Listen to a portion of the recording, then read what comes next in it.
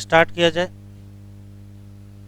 Last lecture पर हम लोग ह्यूमन हेल्थ एंड डिजीज में मलेरिया की लाइफ साइकिल पढ़ चुके थे, कुछ पॉइंट्स उसमें लिखने थे। तो लिखने से पहले एक बार रिवाइज कर लेते हैं।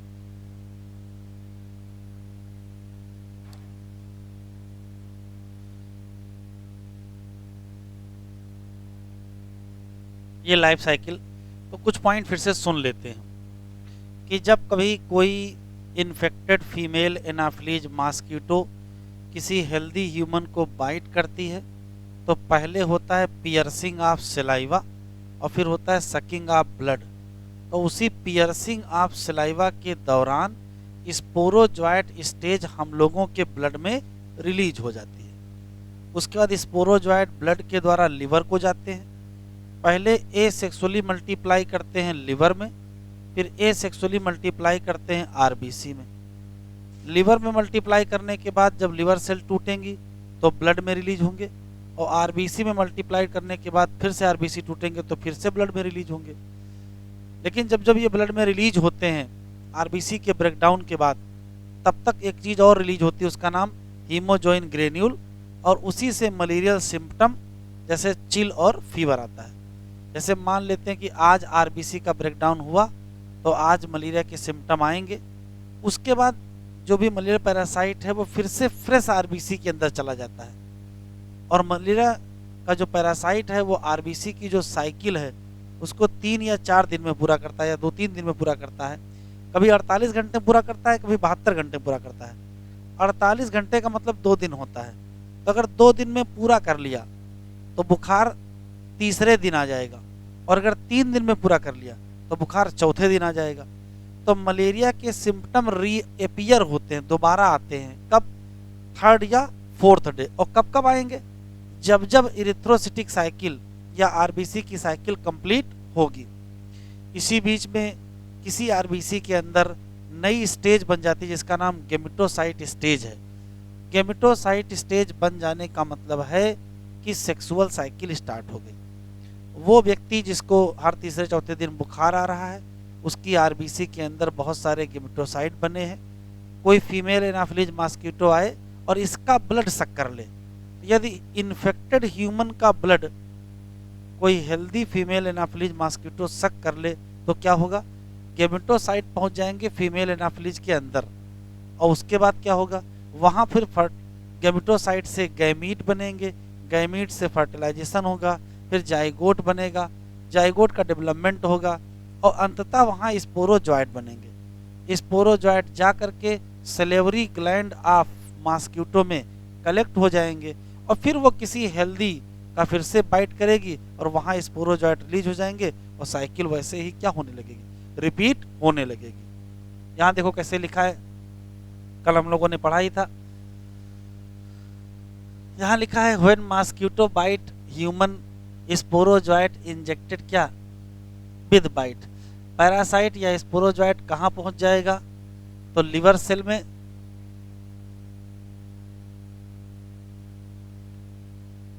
किसके द्वारा पहुंचेगा? तो आंसर देंगे ब्लड के द्वारा। फिर क्या लिखा है? पैरासाइट रिप्रोड्यूस करेगा एसेक्सुअली कहाँ? लिवर सेल में, और बस्टिंग कर देगा सेल और रिलीज कर देगा किसमें? फिर ब्लड में।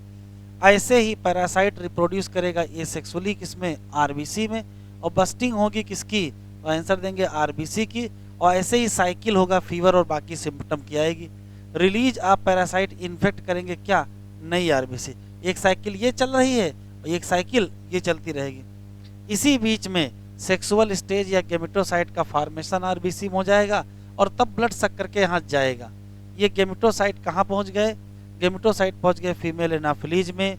Female mosquito take up gametocyte with the blood mail.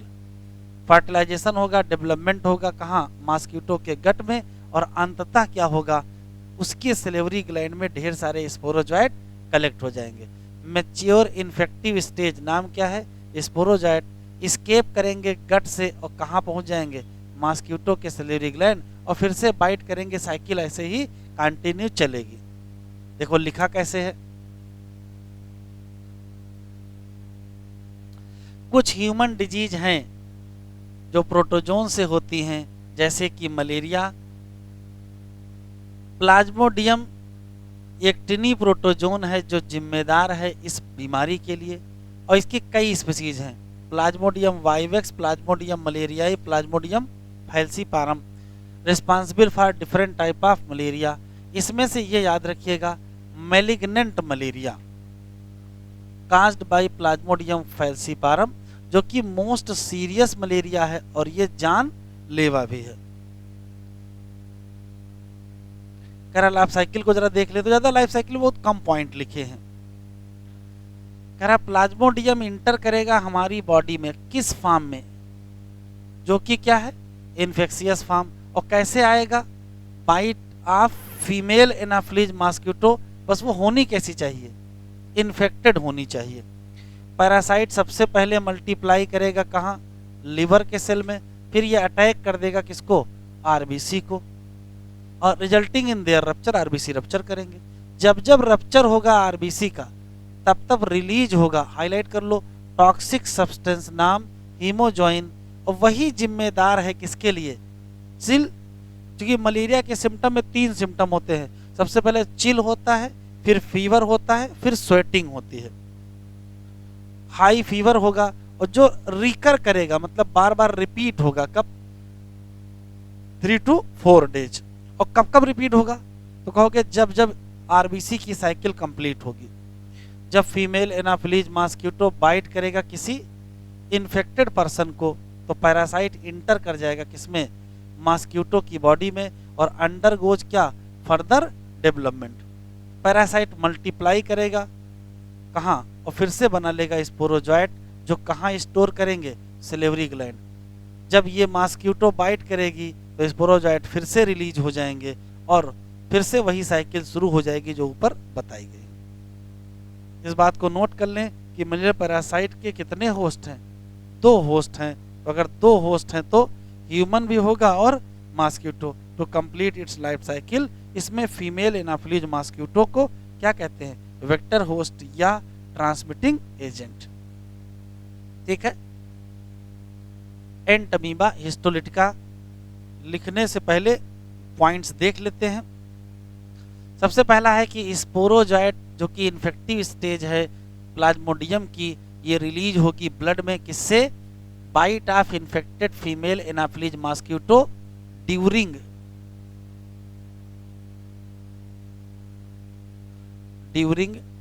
Piercing of saliva.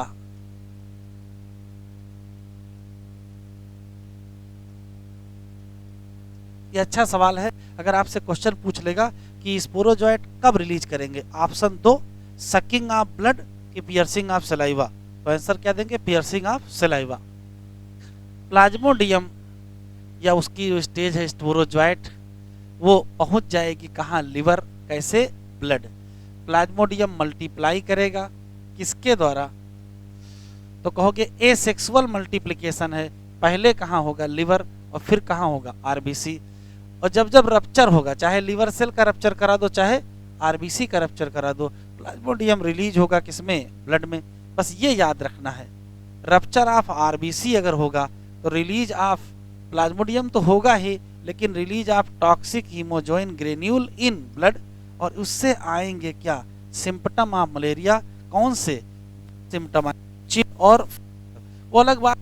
के बाद इसके बाद स्वेटिंग भी होती है,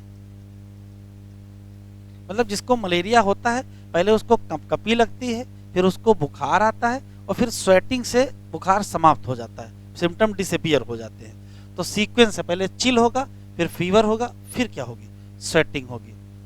ये रीअकर होगा, बार बार रिपीट होगा, कब, एवरी 3 to 4 डेज। कब कब, तो after completion of cycle in RBC, जो आरबीसी की साइकिल कंप्लीट होगी तो ये रिपीट होगा। गेमेटोसाइट बन जाएंगे किसमें, आरबीसी में। इसका मतलब स्टार्ट हो गया क्या, सेक्सुअल साइकिल। गेमेटोसाइट पहुंच जाएंगे फीमेल एनाफिलीज में, कब पहुंचेंगे, जब ये सक करेंगे blood of infected human. Fertilisation और development takes place in gut of mosquito. Zygote of Plasmodium बहुत इंपॉर्टेंट, इसको मोटाइल जाइगोट कहते हैं। इसका नाम मोकाइनिट या वर्मिक्यूल है। ये प्रेजेंट इन गट या स्टमक ऑफ मॉस्किटो, ये भी आया हुआ सवाल है। और स्पोरोजोइट कलेक्ट हो जाएंगे कहाँ, salivary gland of infected female Anopheles. हमने जो प्रिंटेड नोट दिया उसमें 2-3 पॉइंट लिखे हैं, जैसे infective stage of Plasmodium for human, तो ह्यूमन के लिए इन्फेक्टिव कौन है, स्पोरोजोइट, लेकिन फीमेल एनाफिलीज के लिए कौन है, तो गेमेटोसाइट है। एक और क्वेश्चन, इलाज क्या है, तो इलाज प्राचीन जो एंशियंट ट्रीटमेंट है वो क्विनीन ड्रग है, एक ड्रग है क्विनीन जो बार्क ऑफ सिंकोना प्लांट से मिलती है, ये प्राचीन है। और अभी मार्केट में बहुत सारी दवाएं आ गई, जैसे क्लोरोक्विन नाम की ड्रग आ गई, तो सिंथेटिक क्लोरोक्विन ड्रग है या फिर पुरानी कौन सी, क्विनीन जो मिलती है बार्क ऑफ सिंकोना ट्री से। चलिए अब हम लोग पढ़ते हैं एंट अमीबा या अमीबियासिस।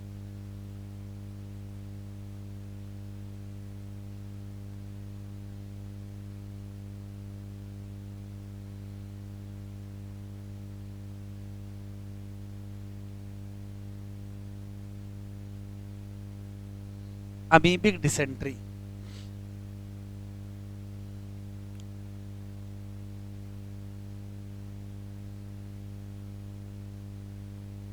पहला सवाल यह है कि अमीबियासिस या अमीबिक डिसेंट्री भी एक प्रकार की प्रोटोजोन डिजीज है, लिखते चलें।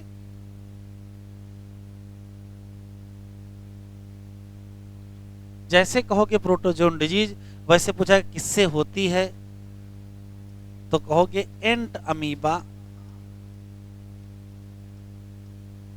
हिस्टोलिटिका,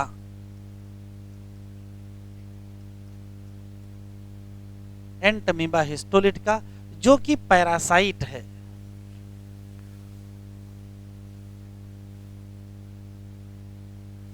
किस, लार्ज इंटेस्टाइन का।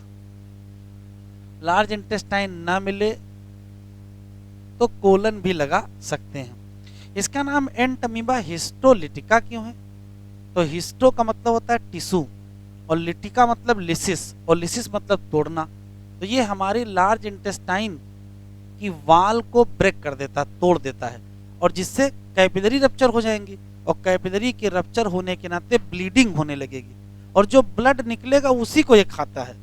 तो ब्लड खाने के लिए हमारी एलिमेंट्री कैनाल के टिश्यू तोड़ देते हैं। अब टिश्यू टूटेगा तो नाम क्या रखोगे, हिस्टोलिटिका, तो लिख लीजिए।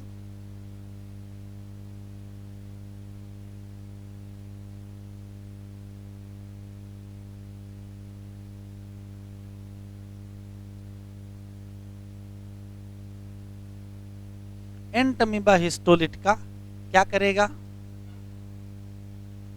डैमेज कर देगा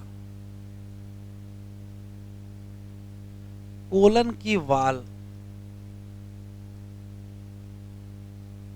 और जिससे होगी क्या, ब्लीडिंग, और ये फीड करेगा, खाएगा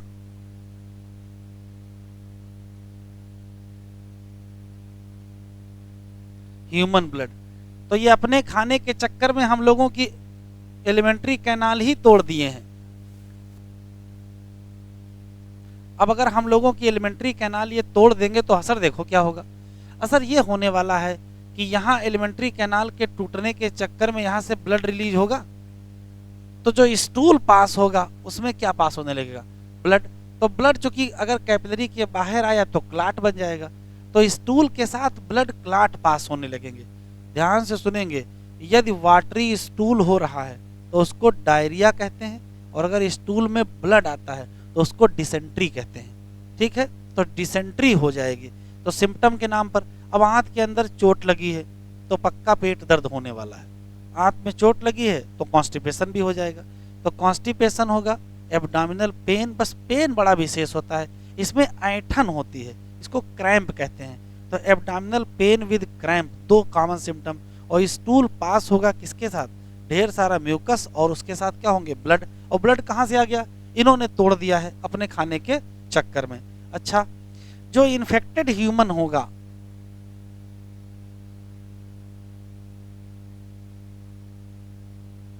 उसका जो स्टूल पास होगा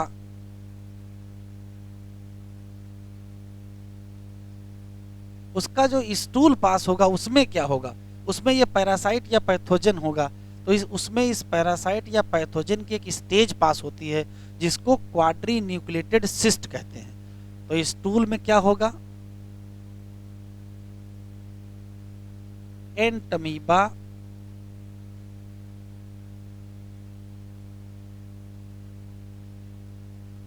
की एक स्टेज पास होगी और इसका नाम क्वाड्री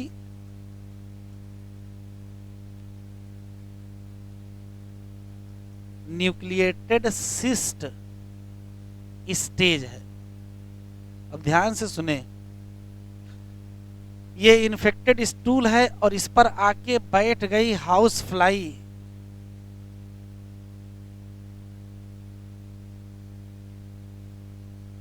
तो जैसे हाउस फ्लाई इस पर बैठेगी, इसके पैरों में क्या चिपक जाएगा, ये इन्फेक्टेड स्टूल या क्वाड्री न्यूक्लिएटेड सिस्ट, और वहां से उड़ेगी फिर आपके खाने पर बैठ जाएगी।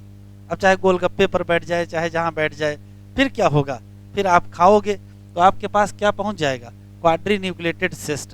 ध्यान से सुनिएगा, house fly act as mechanical carrier, एक जगह से उठा के आपके खाने पर या पानी पर, तो हमारा फूड और वाटर क्या हो जाएगा, कंटामिनेट हो जाएगा। तो हेल्दी व्यक्ति को इन्फेक्शन कहाँ से मिलेगा, तो कहोगे कंटामिनेटेड फूड एंड वाटर, जिसके अंदर क्या होगा, यही एंटमीबा की स्टेज कौन सी, क्वाड्री न्यूक्लिएटेड सिस्ट स्टेज। लिख लीजिए।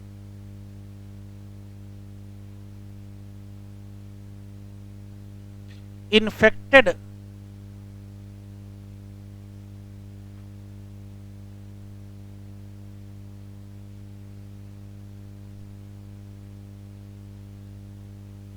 के कौन कौन से सिम्पटम होंगे, तो सबसे पहला सिम्पटम तो होगा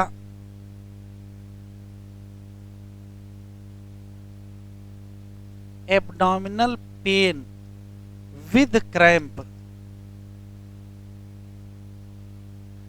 ऐंठन होगी। दूसरा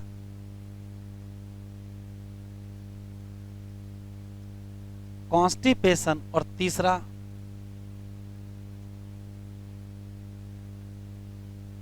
stool pass with excess mucus and blood clot. Infected human stool contain क्या,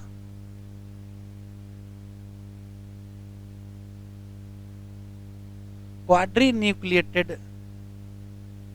cyst stage of Entamoeba.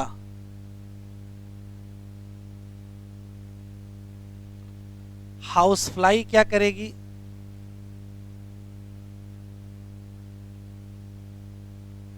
Act as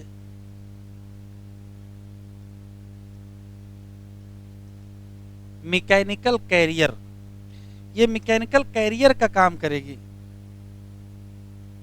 mechanical career वो कैरियर होते हैं जिनके अंदर पैथोजन नहीं जाता है, तो उनकी सरफेस पे रहता है मैकेनिकल कैरियर, और ये ट्रांसमिट कर देगी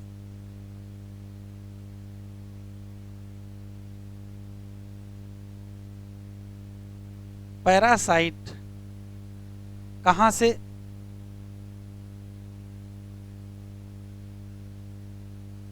infected stool to our food and water.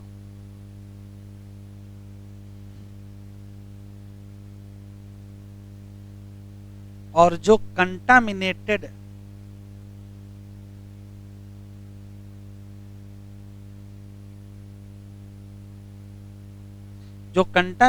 क्या फूड एंड वाटर है, वही प्राइम सोर्स है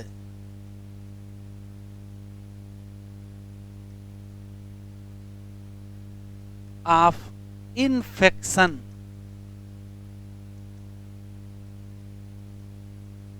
वही क्या है, primary source of infection.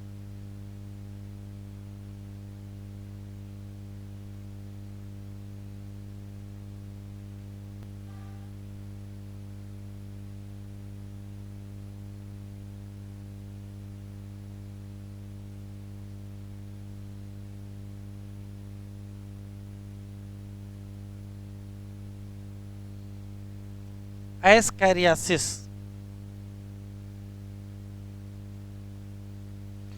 4 question है यहाँ भी। पहला सवाल तो यही है कि ये बीमारी कैसी है, तो तुरंत कहेंगे, लिखते चले,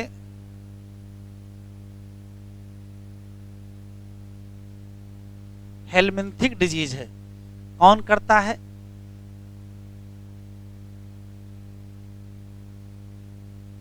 काज्ड बाई निमेटोड, और उस निमेटोड का नाम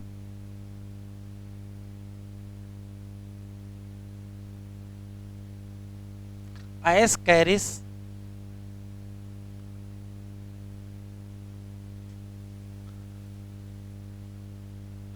लुम्ब्रिक्वाइडिस है, जो कि कॉमन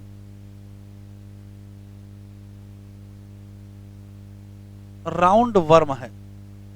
एक और क्वेश्चन, ये कहां का पैरासाइट है?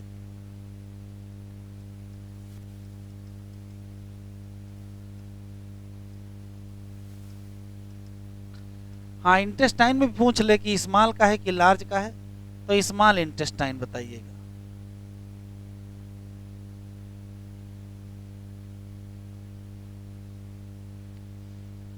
फिर आएगा सिम्पटम।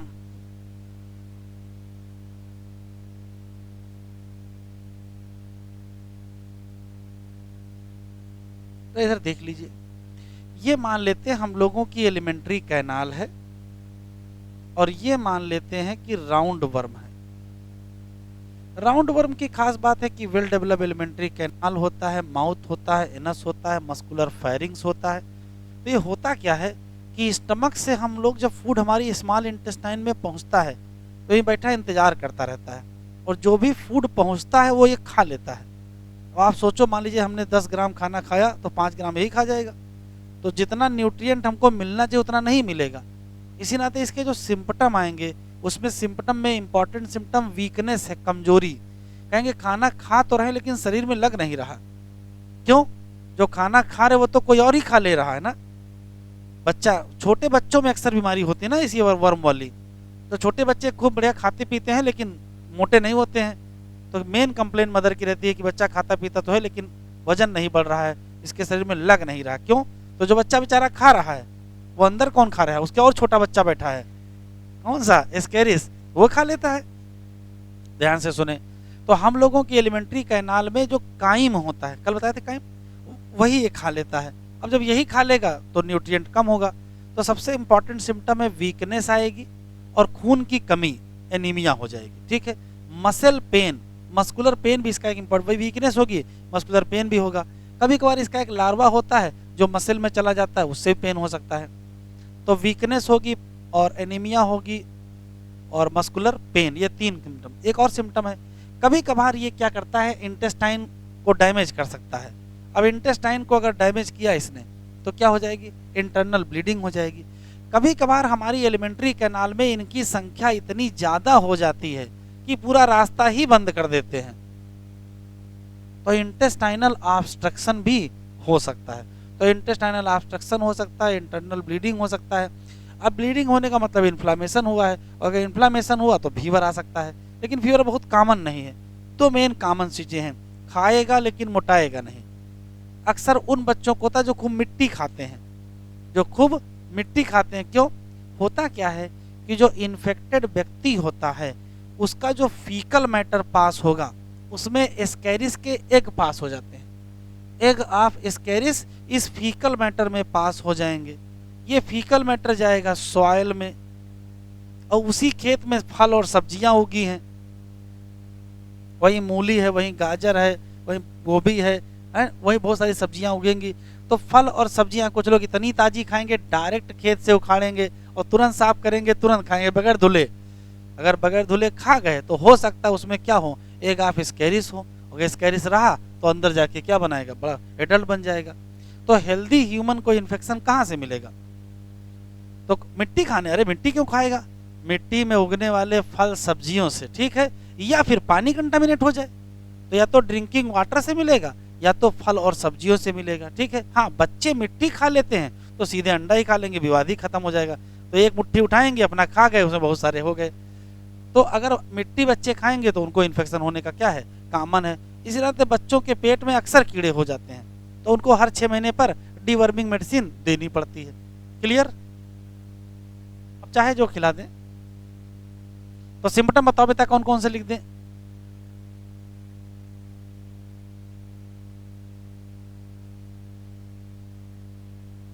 इंटरनल ब्लीडिंग है,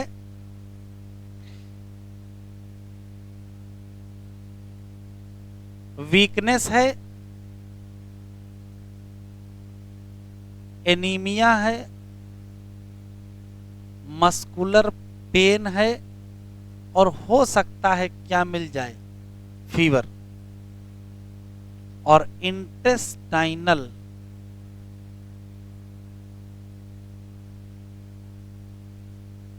ऑब्स्ट्रक्शन।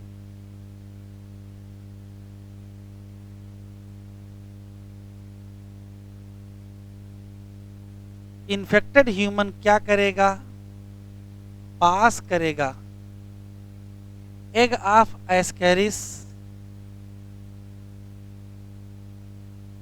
इन स्टूल, जो कंटामिनेट करेगा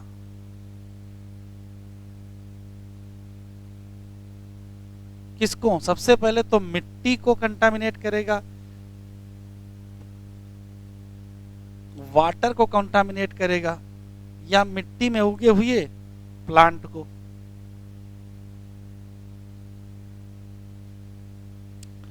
तो हेल्दी ह्यूमन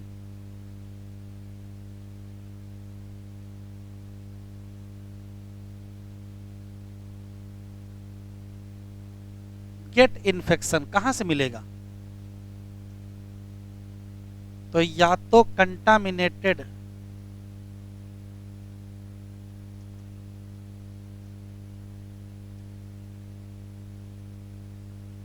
वाटर से मिलेगा, या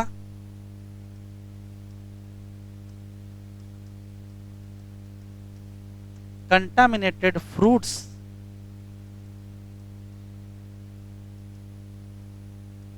एंड वेजिटेबल से मिलेगा।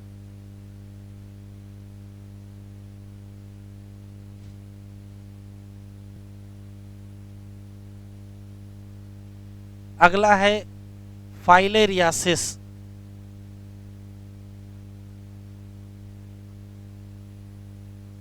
बातचीत ना करें, या इसका दूसरा नाम कह रहे, बातचीत ना करें, एलिफेंटियासिस।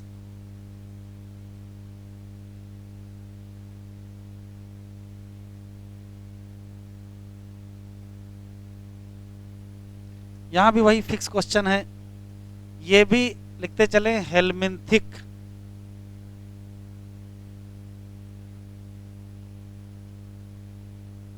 डिजीज है। अगर हेलमिंथिक डिजीज है तो कौन करेगा, काज्ड बाय फाइलेरियल वर्म, और फाइलेरियल वर्म के नाम याद होने चाहिए।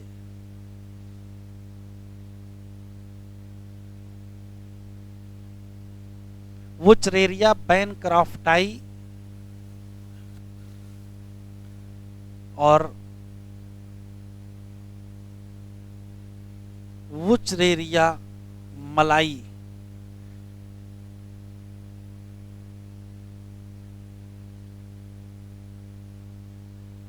दूसरा सवाल है कि जो फाइलेरियल वर्म है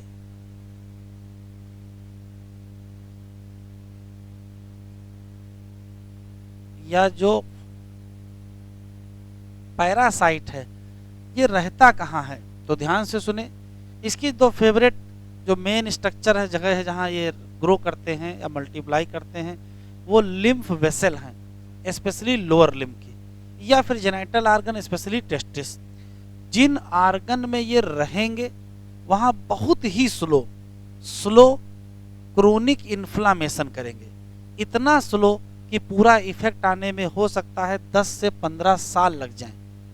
तो उस आर्गन में धीरे धीरे क्या करते हैं, इन्फ्लामेशन करते हैं, जिस आर्गन में ये सालों तक रहते हैं। जब इन्फ्लामेशन बहुत ज़्यादा हो जाएगा तो फिर ग्रॉस डिफॉर्मिटी कर देंगे उस पर्टिकुलर आर्गन, चाहे वो जेनिटल आर्गन हो या लिम्ब वेसल हो। कैसे देखें जरा, जैसे मान लेते हैं कि ये लोअर लिम्ब है, ठीक है, तो लोअर लिम्ब में लिम्फ वेसल पाई जाती है, जिसकी जिम्मेदारी है कि नीचे से ऊपर की तरफ क्या ले जाए, लिम्फ का फ्लो करे।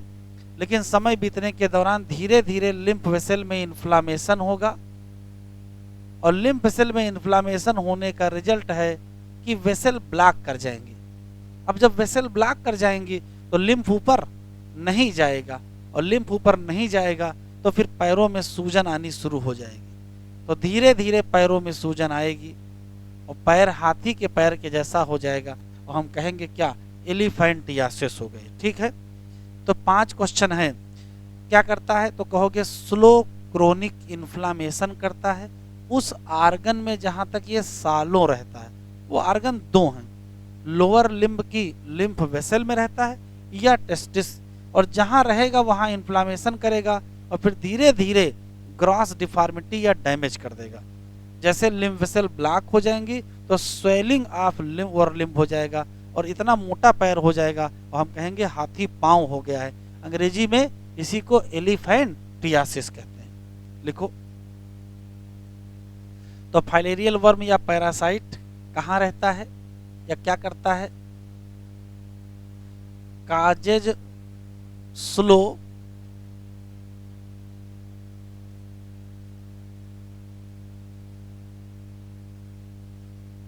क्रोनिक इन्फ्लामेशन, कहाँ,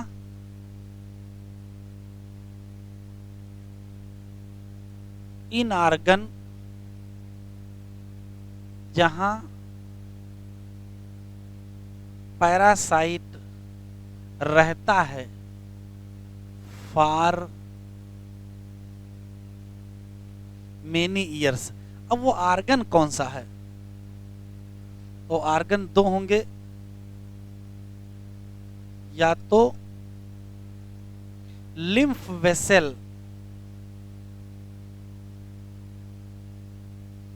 ऑफ लोअर लिम्ब होगा, और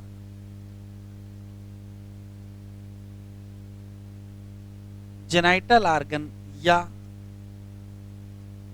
टेस्टिस। और फिर होगा क्या, क्योंकि इन्फ्लामेशन बहुत ज्यादा दिनों तक रहेगा तो ग्रॉस डिफॉर्मिटी कर देंगे।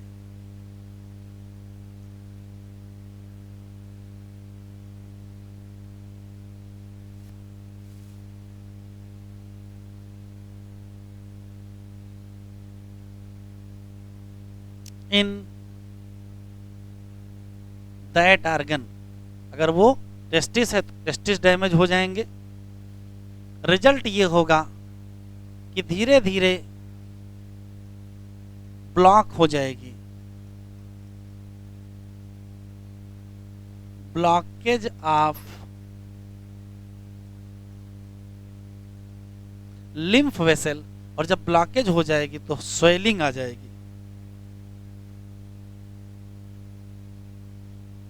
Swelling of lower limb,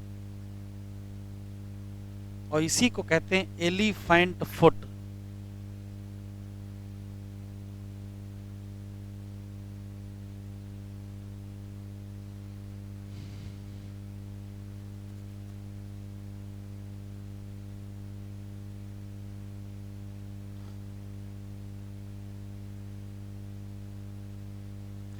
swelling of testis भी देखने को मिलेगी।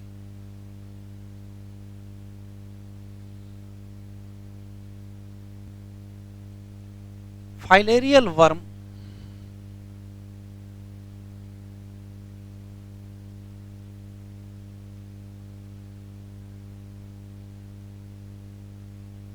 डाइजेनेटिक पैरासाइट है।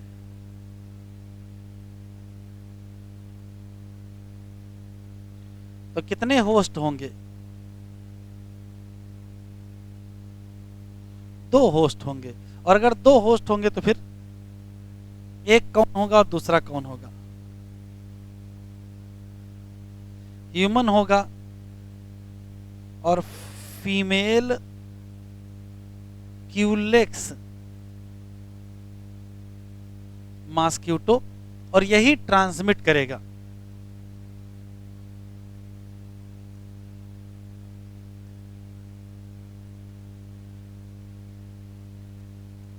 Transmit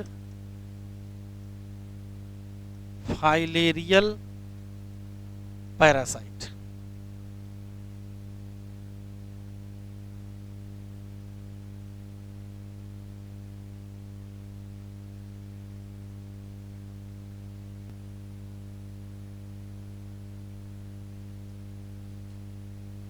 ring worm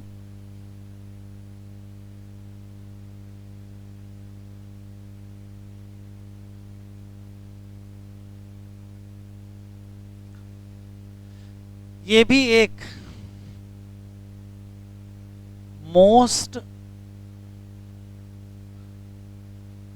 common infectious disease है। देखिए, कॉमन इन्फेक्शियस डिजीज में 2 नाम आएंगे, एक आएगा कॉमन कोल्ड और दूसरा आएगा रिंगवर्म। हाँ, अगर चूज करना पड़ेगा तो आप कॉमन कोल्ड लगाइएगा, वो ना मिले तो रिंगवर्म लगाइएगा।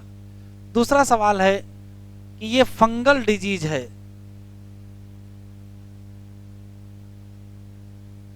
तो अगर फंगल डिजीज है तो पता होना चाहिए।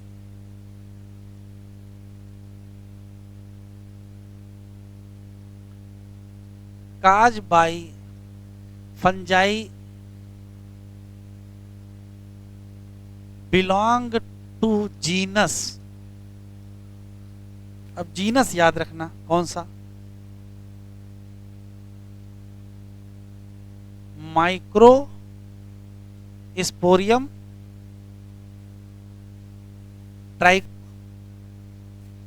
ट्राइफाइटान और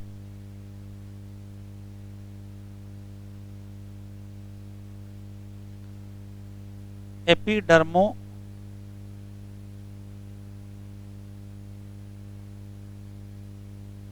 ट्राइकोडर्मा है।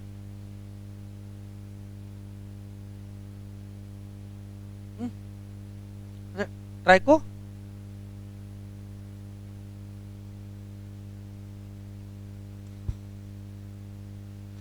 आगे बढ़ें।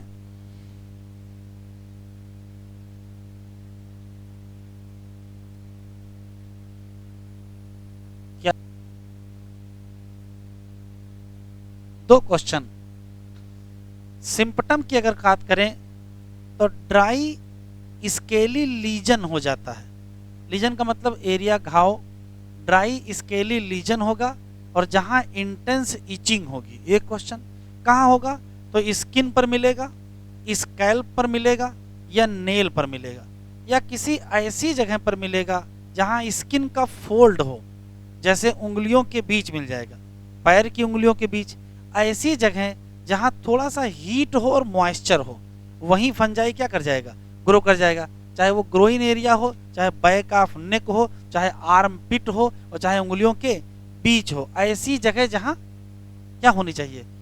थोड़ा सा हीट, थोड़ा सा मॉइस्चर होना चाहिए, और स्किन का क्या होगा? फोल्ड, वहीं ग्रो कर जाएगा।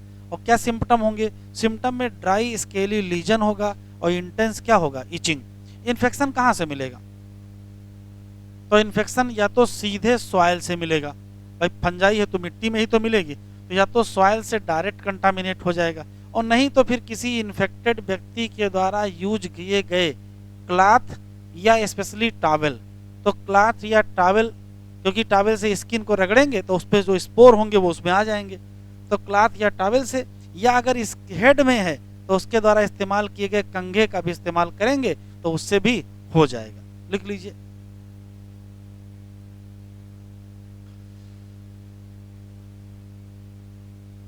सिम्पटम कहोगे dry scaly lesion with intense etching.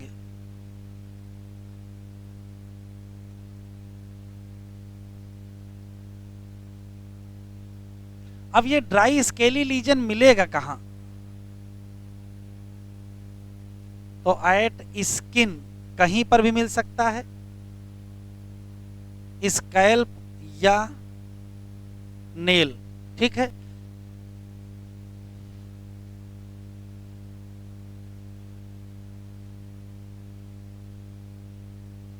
Fungi कहां ग्रो करेगी? At heat and moist place. जैसे कहां मिल जाएगा? At skin fold. अब स्किन फोल्ड कहीं भी मिल सकता है, ग्रोइन में मिल सकता है, आर्म पिट मिल सकता है, बैक ऑफ नेक मिल सकता है, बिटवीन टू उंगलियों के बीच भी मिल सकता है। कहीं भी ऐसा स्किन फोल्ड जहां थोड़ी नमी, थोड़ा मॉइस्चर और थोड़ा सा गर्मी होगी, वहां ग्रो कर जाएगा। हेल्दी ह्यूमन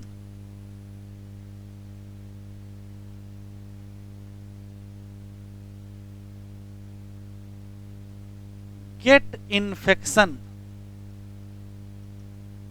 कहां से? तो दो ऑप्शन हैं। पहला ऑप्शन है डायरेक्ट फ्रॉम सॉइल, या तो सॉइल से मिल जाएगा, और या कहां से मिलेगा? Use of infected person cloth या टॉवेल या कॉम्ब।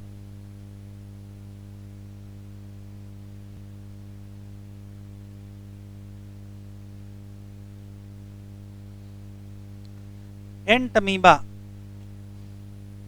नाम कितना बढ़िया है, हिस्टोलिटिका। ये एक प्रोटोजोन पैरासाइट है, कहाँ का है? और यही बीमारी करता है अमीबियासिस या amoebic dysentery. Symptom of disease की बात करें तो सबसे पहले constipation, abdominal pain, cramp, stool with excess mucus and blood clot. ये लाइन टिक कर लो, इंपॉर्टेंट है।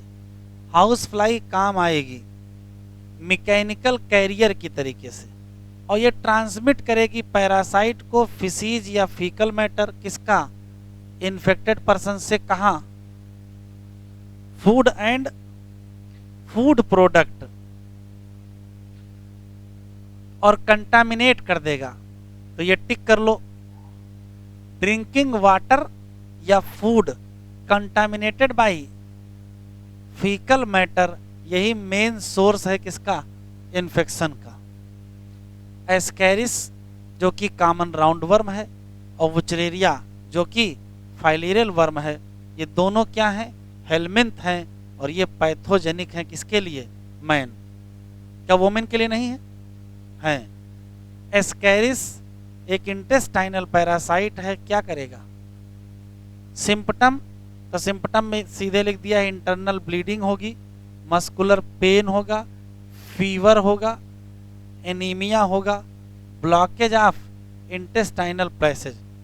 अंडे, एग ऑफ पैरासाइट एक्सक्रीट हो जाएंगे एलॉन्ग विद फिसीज ऑफ क्या? इन्फेक्टेड पर्सन विच कंटामिनेट, सबसे पहले सॉयल, फिर वाटर, और फिर वहीं पर उगने वाले प्लांट। एक हेल्दी पर्सन को इन्फेक्शन कहां से मिलेगा? तो उसी कंटामिनेटेड वाटर से मिलेगा, या सब्जियों से मिलेगा, या फल से मिलेगा।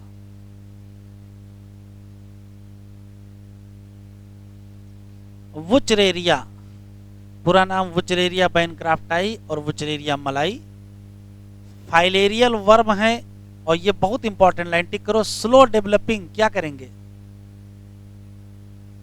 किस आर्गन में करेंगे? तो जिस थाली में खाएंगे उसी में छेद कर देंगे। जहां रह रहे हैं वही आर्गन खराब कर रहे हैं, जहां ये रह रहे हैं क्या, सालों तक। यूजुअली कहाँ रहेंगे?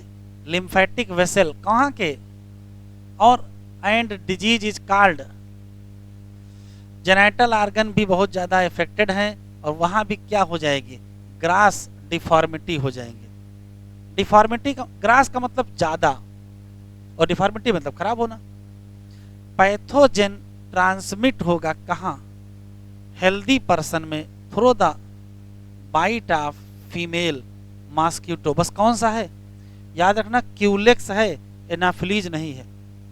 बहुत सारी फंजाई हैं जो बिलोंग करती हैं क्या, माइक्रोस्पोरियम, ट्राइकोफाइटान और एपिडर्मोफाइटान।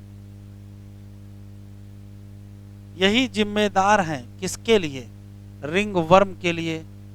ये मोस्ट कॉमन क्या है, one of the most common infectious disease है।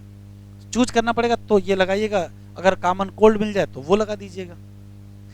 क्या हो जाता है, dry scaly lesion, various part, lesion का मतलब घाव, घाव। अब घाव क्या है ये ना पूछो, स्किन में हो सकता है, नेल में हो सकता है, या खोपड़ी स्कैल्प में हो सकता है। यही मेन सिम्टम है। और जो भी लीजन होगा, एरिया होगा, वहां क्या मिलेगी, इंटेंस इचिंग मिलेगी। हीट चाहिए और क्या चाहिए, मॉइस्चर चाहिए, तभी फंजाई ग्रो करेगा और फैलेगा। बस कहां पर, स्किन फोल्ड चाहिए। अब स्किन फोल्ड कहाँ मिलेगा, तो या तो ग्रोइन रीजन में मिलेगा या तो उंगलियों के बीच मिलेगा। Ringworm are generally acquired from, कहाँ से लाओगे, या तो सॉइल से लाओगे और नहीं तो यूज कर लो वो टॉवेल, वो क्लॉथ या वो कंघा जो किसने इस्तेमाल किया हो, इन्फेक्टेड इंडिविजुअल। चलिए हेडिंग डालिए, prevention and control of infectious disease.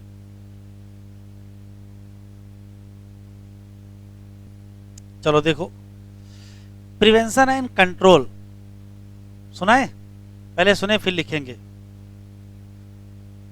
पहला सवाल है, जितनी भी इन्फेक्शियस डिजीज हैं वो एक इन्फेक्टेड इंडिविजुअल से हेल्दी इंडिविजुअल में ट्रांसफर होती है। तो बीमारी तो ट्रांसफर होती नहीं, पैथोजन ट्रांसफर होता है। कैसे ट्रांसफर हो जाता है, तो डिफरेंट मेथड हैं। जैसे या तो वो फूड और वाटर के साथ चला जाएगा, या तो वो एयर के साथ सांस लेंगे तब चला जाएगा, और या तो डायरेक्ट कांटेक्ट हो जाएगा, या तो किसी वेक्टर की मदद से। यही 3-4 तरीके हैं मेन फैलने के। तो जितने इन्फेक्शियस डिजीज हैं उनमें पैथोजन ट्रांसफर होता है इन्फेक्टेड पर्सन से हेल्दी पर्सन में। किस मेथड से, तो या तो फूड और वाटर के साथ, या तो एयर के साथ, या तो डायरेक्ट कांटेक्ट, और या तो किससे, वेक्टर की मदद से। तो यदि चाहते हो कि हेल्दी व्यक्ति को इन्फेक्शन ना हो तभी तो प्रिवेंशन होगा, तो कैसे नहीं होगा, तो 3-4 काम करें। सबसे पहली चीज है हाइजीन, साफ सफाई। इन्फेक्शियस डिजीज को रोकने में हाइजीन का बड़ा इंपॉर्टेंट रोल है।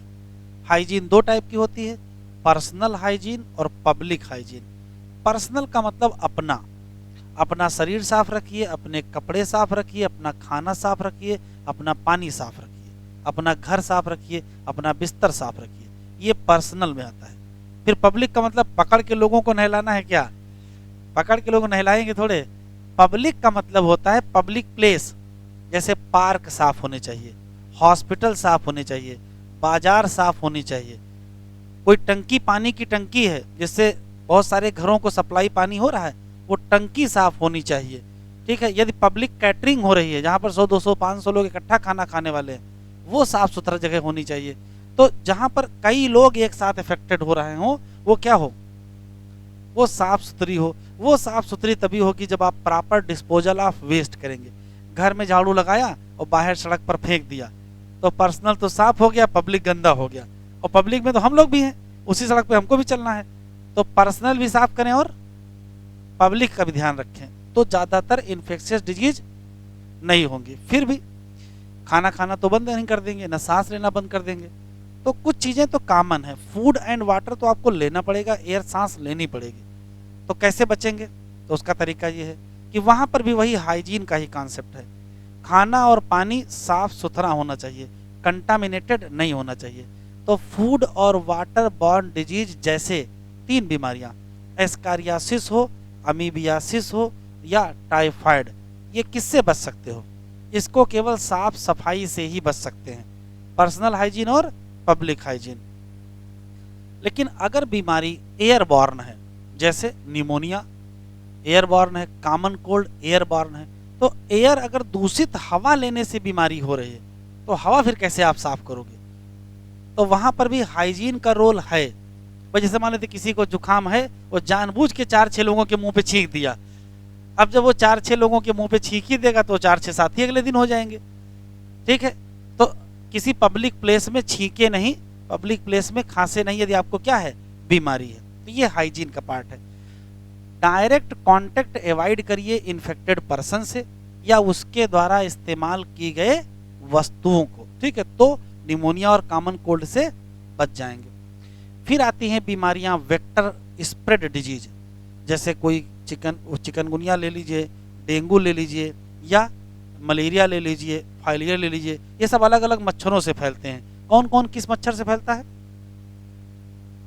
तो मलेरिया फैलता है फीमेल एनाफिलिस से, फाइलेरिया फीमेल क्यूलेक्स से, और डेंगू और चिकनगुनिया एडीज मॉस्किटो से। ठीक है, तो अलग अलग मॉस्किटो से फैलते हैं। इनको टाइगर मॉस्किटो भी कहते हैं, एडीज मॉस्किटो को। अब सवाल यह है कि इनसे कैसे बचा जाए? तो इनसे बचने का एक ही तरीका है कि जो वेक्टर हैं, इंसेक्ट हैं, उनकी संख्या कम हो, उनकी पॉपुलेशन कम हो। तो कैसे पॉपुलेशन? सबका वैक्सीनेशन करवाया जाए, सबका वो कंट्रासेप्टिव मेथड सबको सप्लाई किए जाए कि बच्चे कम पैदा करिएगा सब लोग हैं। क्या किया जाए? मच्छर की उत्पादन कैसे कम हो? तो सबसे बेहतर है कि जहां ये लोग अंडे देते हों, अंडे देने की जगह ना हो। अंडे कहाँ देते हैं? पानी में, ठहरे हुए कि बहते हुए? तो अगर ठहरे हुए पानी में अंडे देते हैं तो पानी को ठहरने ना दे, उसको बहने दे परमानेंट। तो घर के अगल बगल पानी इकट्ठा ना होने दे, पहली बात। दूसरा, फिर भी कहीं ना कहीं तो पानी घर से निकलेगा, इकट्ठा होगा ही। तो जहां पानी इकट्ठा हो उस पानी में गैम्बूसिया फिश डाल दें। गैम्बूसिया फिश क्या करती है? मच्छर खा लेती है। मच्छर का लार्वा खा लेगी तो कुछ बच्चे के उसके कम हो जाएंगे। इंसेक्टिसाइड का क्या करें? छिड़काव करें, या उस तालाब के ऊपर आयल स्प्रे कर दें, तो आयल की लेयर बन जाती है। कुछ भी, कोई आयल स्प्रे कर सकते हैं। इधर देखें, जैसे मान लेते ये वाटर बॉडी है, अगर आयल स्प्रे कर देंगे तो वाटर में जो O2 का एक्सचेंज होता है वो क्या हो जाएगा? कम हो जाएगा। लेकिन उसका रिस्क ये है कि नीचे जितने एक्वेटिक एनिमल होंगे सारे मारे जाएंगे। मारना था केवल लार्वा और मर गए बाकी लोग, तो ये ठीक नहीं है। फिर भी अभी मच्छर मरेंगे तो है नहीं, उनको सब पता है कि तुम ये सारे काम कर रहे हो, वो भी इसका कुछ कंट्रा निकाल रहे होंगे। तो क्या करें? घर के दरवाजों पर लोहे की जालियां लगवाएं और मच्छरदानी लगा करके सोएं। ठीक है, इतने सारे काम है क्या? अच्छा ठीक है, और क्या करें? फिर सवाल है कि समय बीतने के साथ धीरे धीरे बायोटेक्नोलॉजी आई। बायोटेक्नोलॉजी की मदद से नई नई वैक्सीन बनी, तो वैक्सीन लगवाएं। वैक्सीनेशन और इम्यूनाइजेशन का भी बड़ा रोल है। आराम से बताइएगा, वैक्सीन की खोज के बाद या वैक्सीन के बेहतर इस्तेमाल के बाद कौन सी बीमारी है जो पूरी तरीके से गायब हो गई? तो आंसर देंगे small pox, completely eradicate from world. अब दुनिया में किसी को नहीं होती। अच्छा, जब से वैक्सीन आई हैं और उनका बेहतर इस्तेमाल हुआ है, तब से कौन कौन सी बीमारियां हैं जो कंट्रोल में हैं? तो उसमें पोलियो है, डिप्थीरिया है, टिटेनस है, निमोनिया है। ये एनसीईआरटी में लिखा है। हैं और भी, लेकिन जो एनसीईआरटी में लिखी वो याद रखोगे। तो कौन कौन कंट्रोल में आई? Polio, diphtheria, tetanus, pneumonia. और कौन है जो खत्म ही हो गई? Small pox. चिकन पॉक्स ना कहिएगा, चिकन पॉक्स दूसरी है। ठीक है, फिर उसके बाद क्या, समय के साथ एंटीबायोटिक की खोज हुई और एंटीबायोटिक अच्छी क्वालिटी की आने लगी। उससे बहुत सारे इन्फेक्शस डिजीज क्या हो गए? कंट्रोल में हो गए। तो इम्यूनाइजेशन, वैक्सीनेशन करें, एंटीबायोटिक ड्रग का इस्तेमाल करें, तो काफ़ी हद तक इन्फेक्शस डिजीज क्या रहेंगे? कंट्रोल में रहेंगे। इतनी कहानी है। हम पॉइंट वाइज लिखेंगे, आप भी पॉइंट वाइज लिखिए।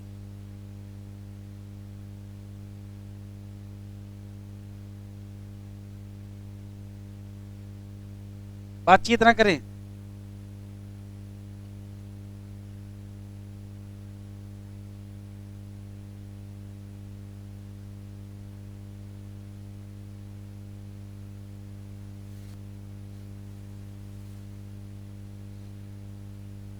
Prevention and control of infectious disease. पहली line, personal and public hygiene play important role in prevention of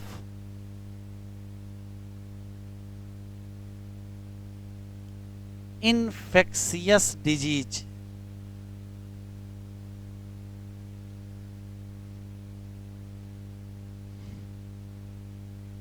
दूसरा सवाल है,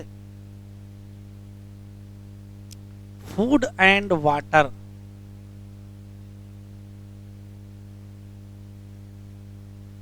बॉर्न डिजीज। नाम बताओ, दो नाम याद रखना, अमीबियासिस, एस्केरियासिस एंड टाइफाइड। इन सबको कैसे प्रिवेंट करोगे?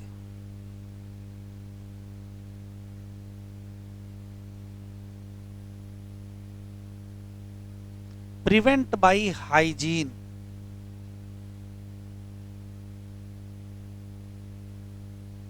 एक तो हाइजीन से प्रिवेंट करोगे, मेन यही है, एंड यूज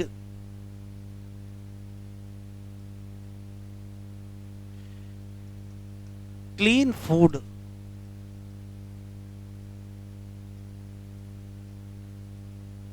एंड वाटर। साफ सुथरा खाना पानी हो, साफ सफाई हो, तो किससे बच सकते हैं? इनसे बच सकते हैं, फूड एंड वाटर बॉर्न से। दूसरी है एयरबॉर्न।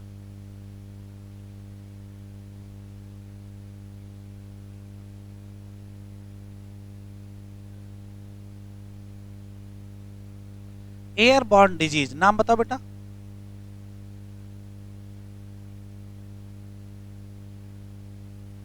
निमोनिया है,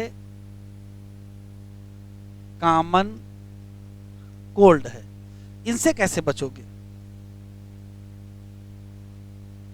तो यहां भी तरीका वही है, हाइजीन का यहां भी बड़ा रोल है। And avoid direct contact of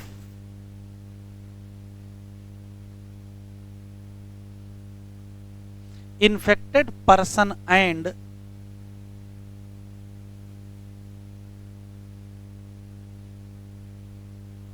infected things, उसके द्वारा इस्तेमाल की गई चीजें।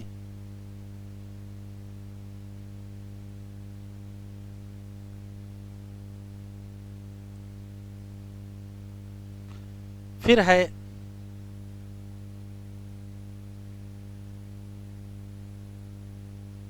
Vector spread.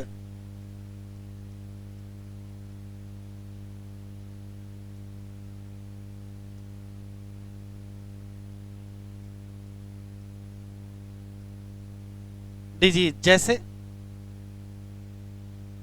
Malaria, filaria, dengue,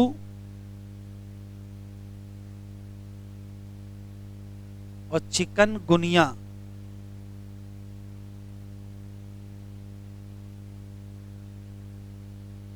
ये कौन फैलाएगा?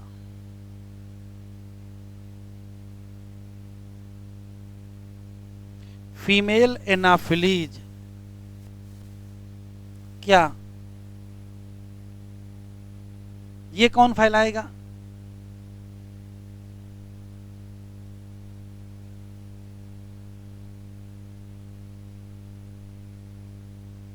और ये दोनों कौन फैलाएगा? एडीज मॉस्क्यूटो, या इसी को टाइगर मॉस्क्यूटो भी कहते हैं।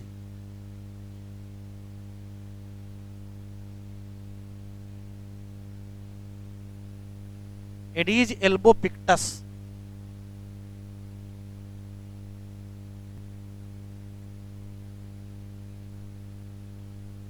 डन।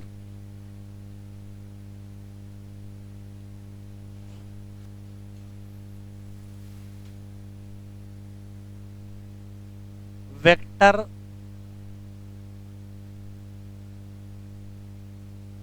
स्प्रेड डिजीज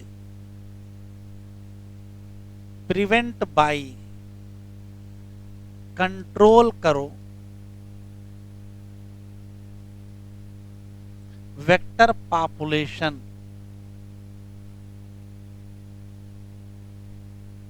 कैसे?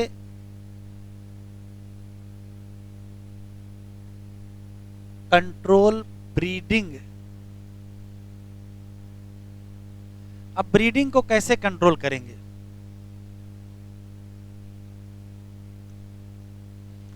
तो सबसे पहले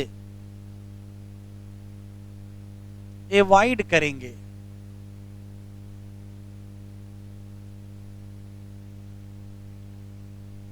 stagnation of water near home. घर के आसपास पानी इकट्ठा ना होने दें। दूसरा, गैम्बूसिया फिश डाल देना चाहिए इन पॉन्ड, तालाब में। क्यों?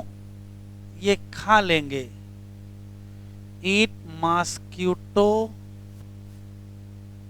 लार्वा। ठीक। फिर भी स्प्रे करना चाहिए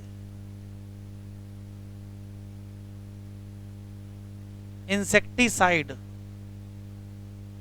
over pond, डिचेज,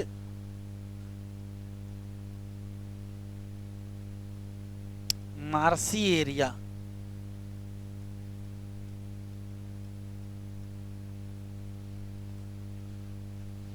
mosquito net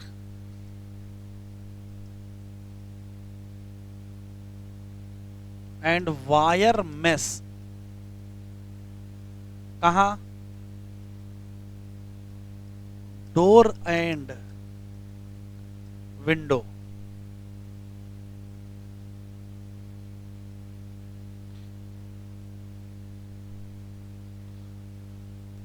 use of vaccination and immunisation against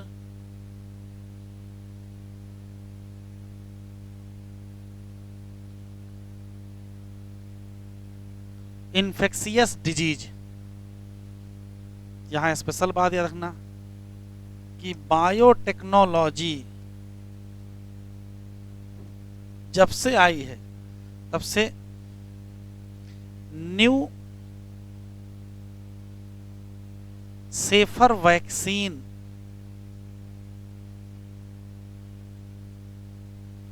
available हो गई।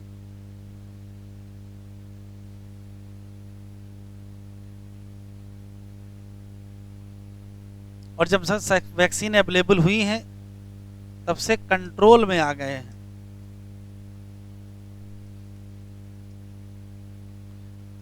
इन्फेक्शियस डिजीज कौन सी?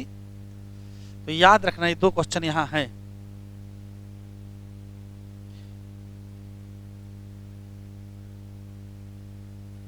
स्मॉल पॉक्स ये कंप्लीटली इरेडिकेट,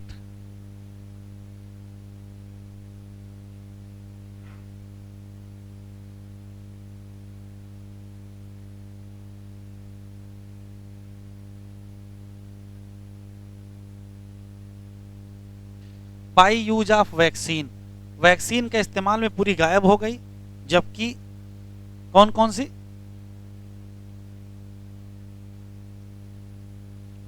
पोलियो, डिप्थीरिया,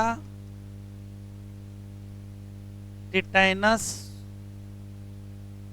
और निमोनिया, ये कंट्रोल हैं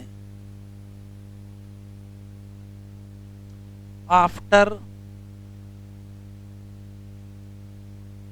vaccination.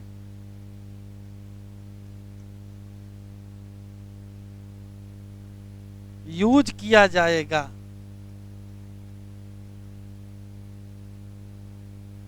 Antibiotic drug,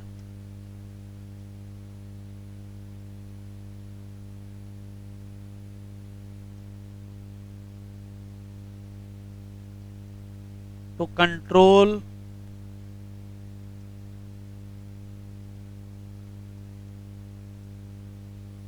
infectious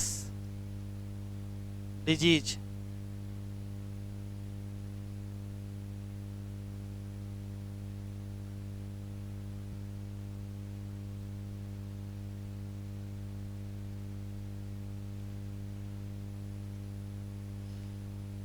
maintenance of personal and public hygiene से prevention और control हो जाएगा किसका?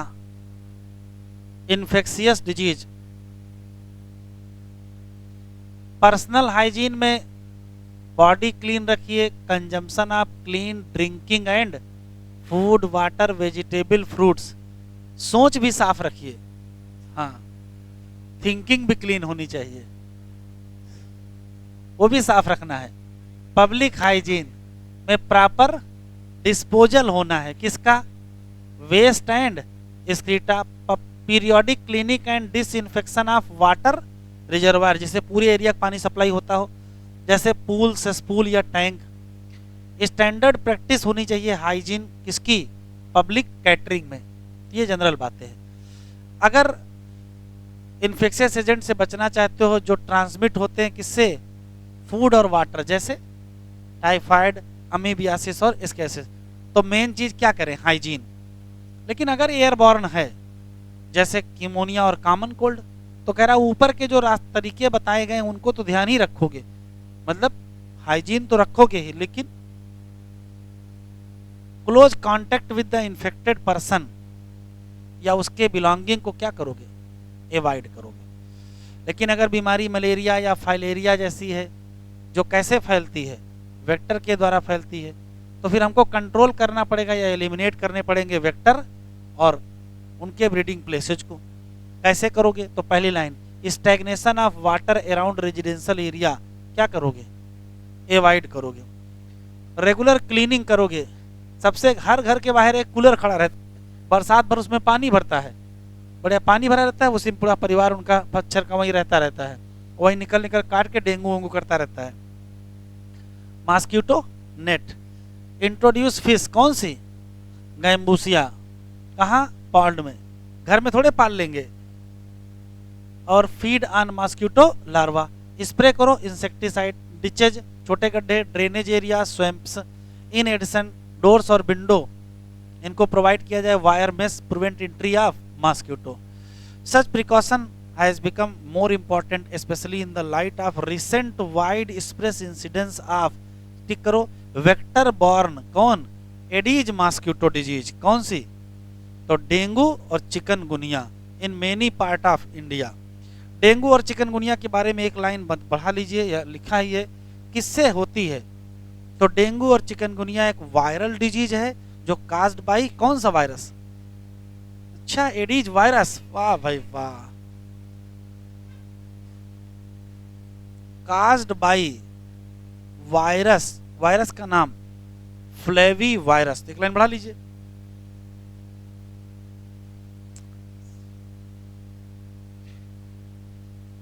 एडवांसमेंट हुआ बायोलॉजिकल साइंस का, जिससे हम लोग अच्छे से डील कर सके इन्फेक्शियस डिजीज को।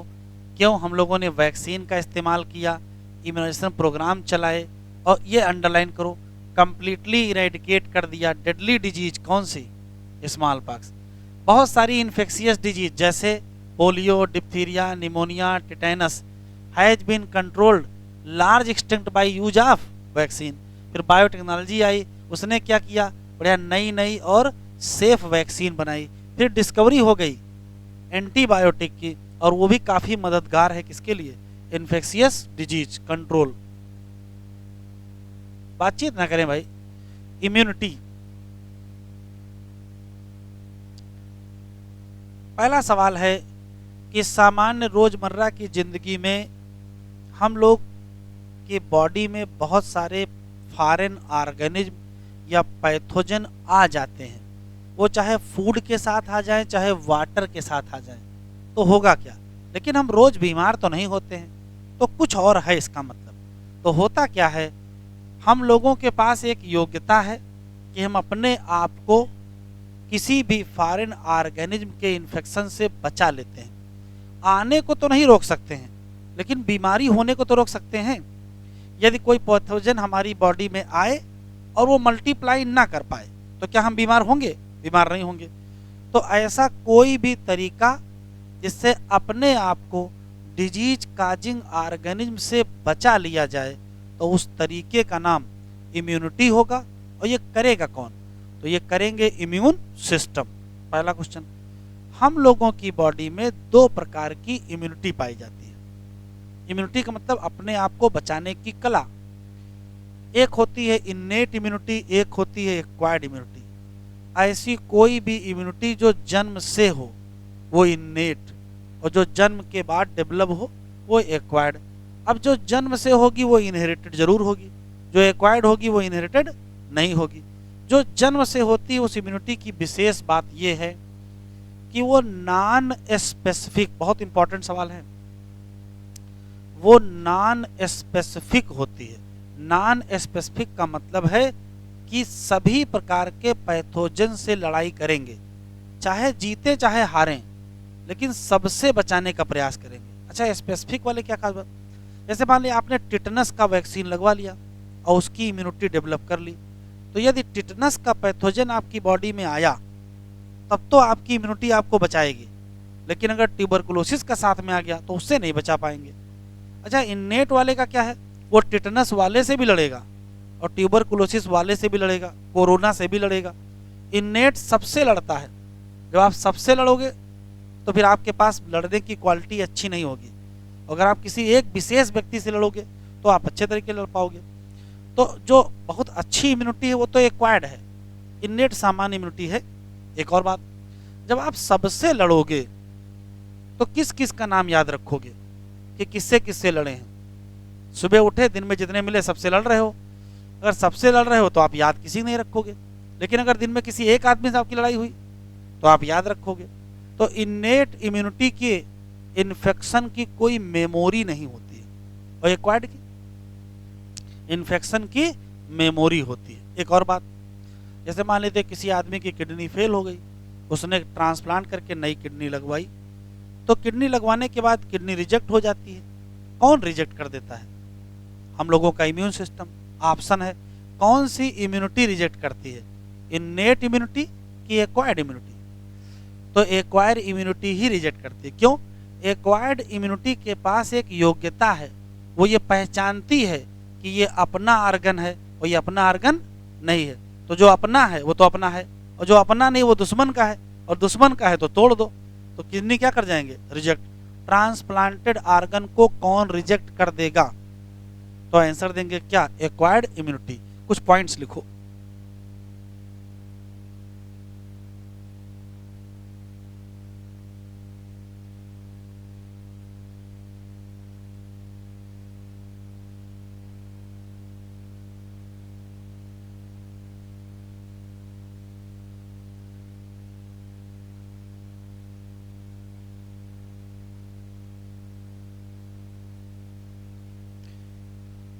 ह्यूमन के पास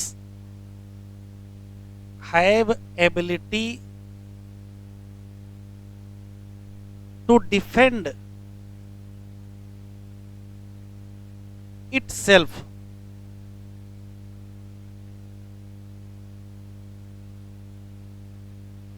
कहां से, फ्रॉम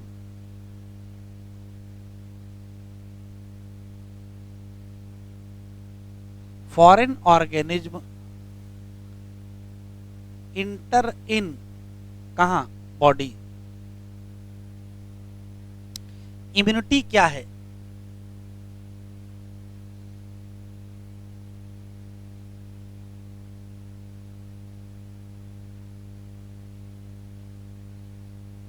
इम्यूनिटी क्या है? तो योग्यता है, ability.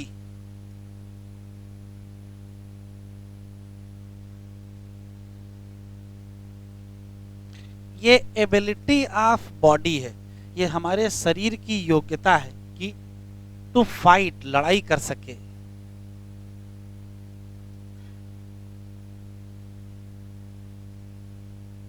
Against disease causing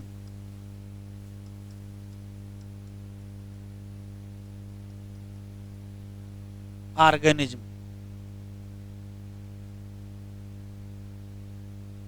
immunity दो टाइप की होगी। हाँ, ये काम कौन करेगा? तो ये काम करेगा इम्यून सिस्टम।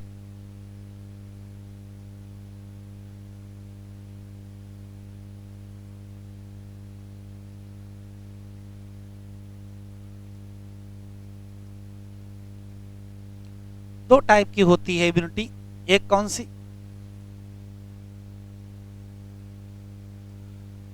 Innate immunity. और दूसरी कौन सी होती है?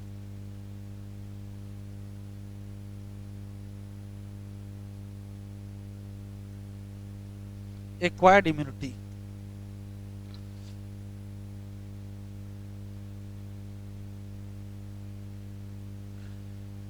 इधर लिख लेंगे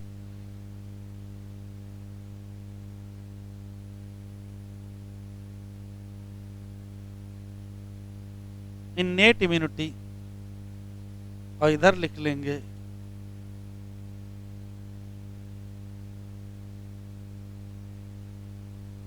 acquired immunity.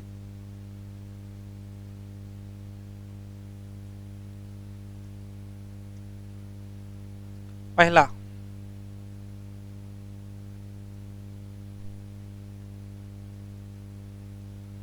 Non specific defence.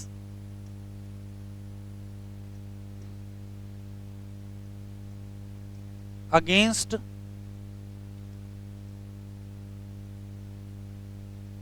All pathogen, सबसे लड़ेंगे। जबकि ये क्या है?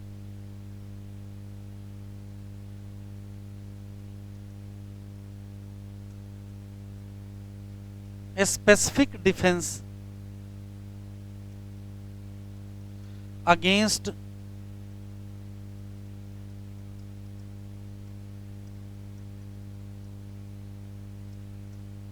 Specific pathogen. दूसरा, ये इनहेरिटेड होगी या इनबॉर्न।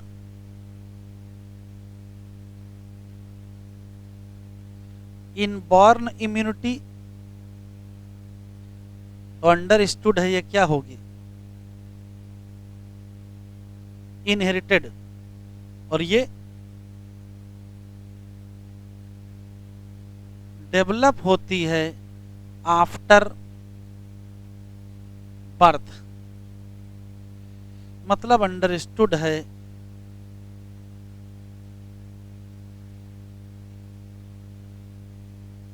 Non inherited. यहां नहीं है no memory of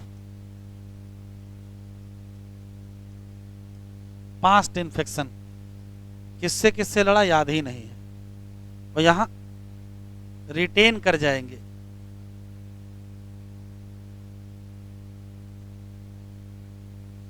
memory of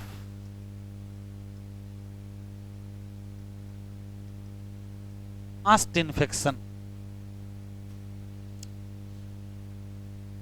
यहां सेल्फ और नॉन सेल्फ का रिकॉग्निशन नहीं है।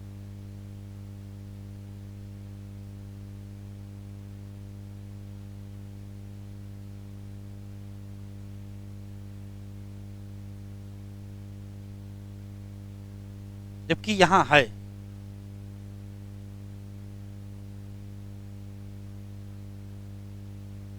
रिकॉग्निशन कर लेंगे सेल्फ और नॉन सेल्फ, और अगर रिकॉग्नाइज कर लेंगे तो पता कर लेंगे किडनी दूसरे की है, तो क्या करेंगे, रिजेक्ट कर देंगे।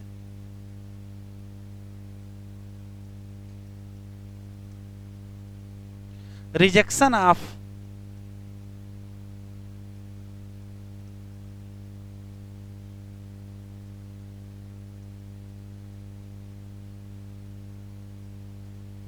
Transplanted organ.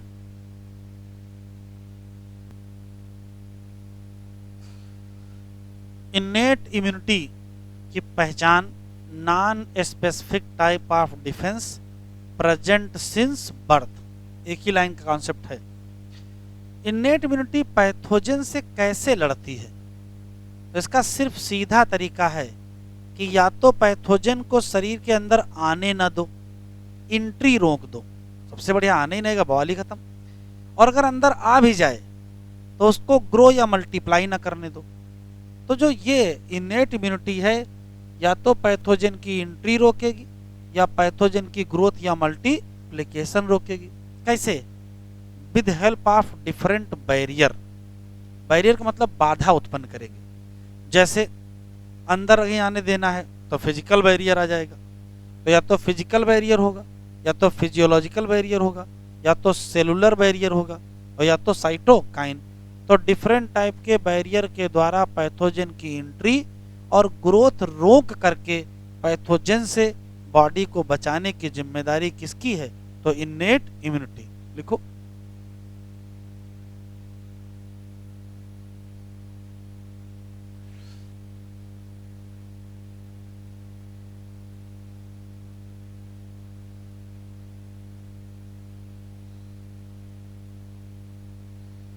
इन्नेट इम्यूनिटी क्या है?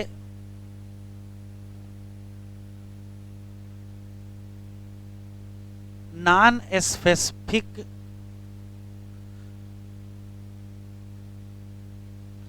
Type of defence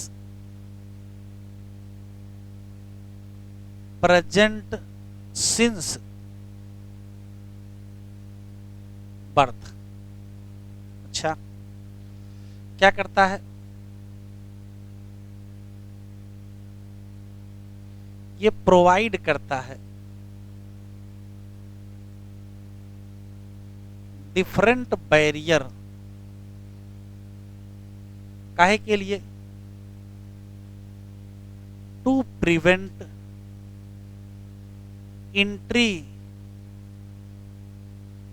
of pathogen या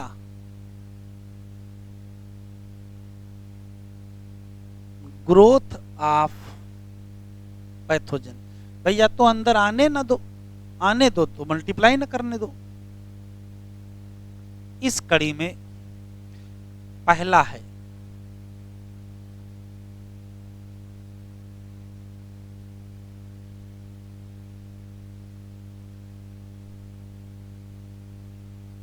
physical barrier.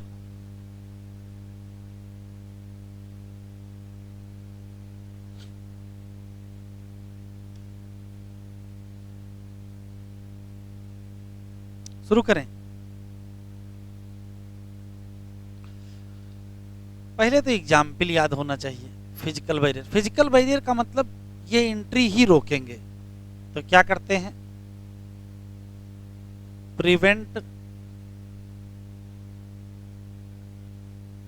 Entry of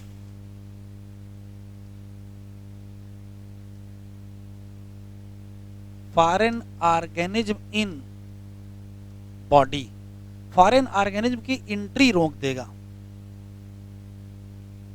example, तो पहला एग्जाम्पल है स्किन और दूसरा एग्जाम्पल है म्यूकस कोटिंग। इधर देखो जरा, जैसे मान लेते हैं ये बॉडी है, तो पैथोजन चाहता है कि हम एंट्री कर जाएं, नेचर ने व्यवस्था की है कि एक यहाँ बहुत मोटी सी क्या है, मल्टी लेयर्ड स्किन है, उसी को पार नहीं कर पाओगे तो ये तो एंट्री रुक जाएगा। पैथोजन को पता चला कि स्किन से तो जा नहीं पाएंगे अंदर, लेकिन एक रास्ता और है। बॉडी में पाए जाते हैं ट्रैक्ट, डाइजेस्टिव ट्रैक्ट और रेस्पिरेटरी ट्रैक्ट। तो एक काम करते हैं, फूड के साथ अंदर चलते हैं या एयर के साथ अंदर चलते हैं या यूरोजेनाइटल से एंट्री करते हैं। और मान लेते हैं ये पैथोजन यहाँ पहुंच गया, तो नेचर ने व्यवस्था कर दी है कि जो यहाँ ट्रैक्ट होता है इस पे म्यूकस की कोटिंग कर देते हैं। अब ट्रैक्ट पे इतनी ज्यादा म्यूकस की कोटिंग कर देते हैं, मान लेते हैं कि ये ट्रैक्ट है और ये म्यूकस की कोटिंग है। तो देखो होना क्या है, और ये पैथोजन है। तो अगर पैथोजन इसको पार करने का प्रयास करेगा तो इसी म्यूकस में ट्रैप हो जाएगा और एंट्री नहीं हो पाएगी। तो म्यूकस की कोटिंग कहाँ मिलेगी? डाइजेस्टिव ट्रैक्ट, रेस्पिरेटरी ट्रैक्ट या यूरोजेनाइटल ट्रैक्ट या तो स्किन। सबका पर्पज एक ही है, क्या? एंट्री रोकना। तो दोनों लोग क्या करेंगे? स्किन भी क्या करेगा? तो ये मेन फिजिकल बैरियर है, लिखते चलें।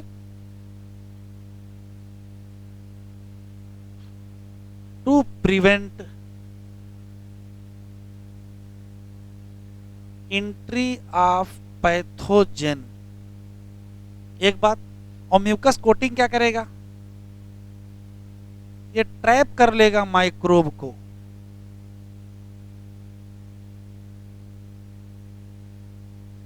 यहां भी वही है, टू प्रिवेंट एंट्री। बस म्यूकस कोटिंग बताओ कहां कहां मिलेगी?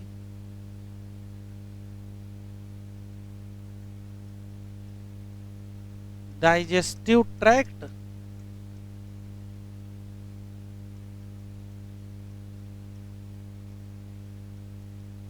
रेस्पिरेटरी ट्रैक्ट और यूरोजेनाइटल ट्रैक्ट।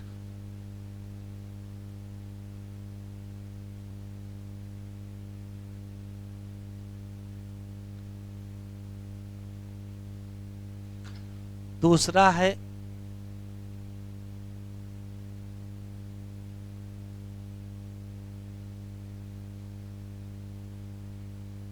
Physiological barrier. ये क्या होता है? यदि फिजियोलॉजिकल कंडीशन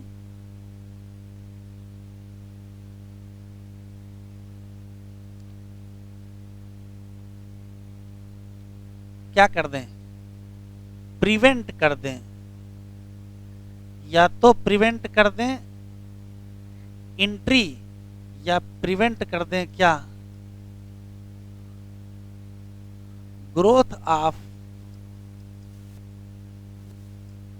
पैथोजन, तो उसको हम कहेंगे क्या? Physiological barrier.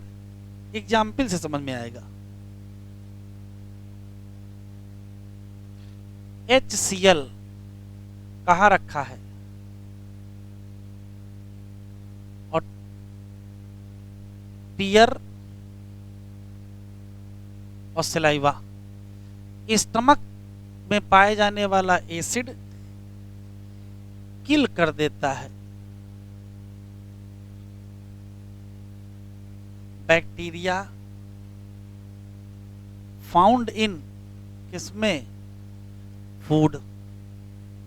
तो कुछ लोग जो कहते हैं कि इतना ज़्यादा गोलगप्पा खाते हैं लेकिन कभी टाइफाइड नहीं होता है, तो उनके अंदर बहुत बढ़िया है, क्या है?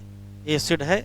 इतना बढ़िया एसिड है कि सारे टाइफाइड जाके वो भी डाइजेस्ट हो जाते हैं, तो बैक्टीरिया मर गया, बात खत्म। इन दोनों में क्या है?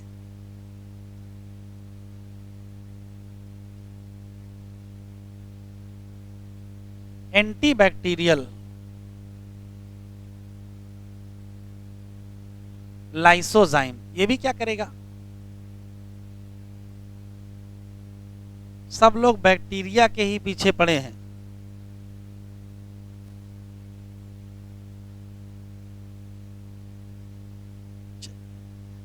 तीसरा है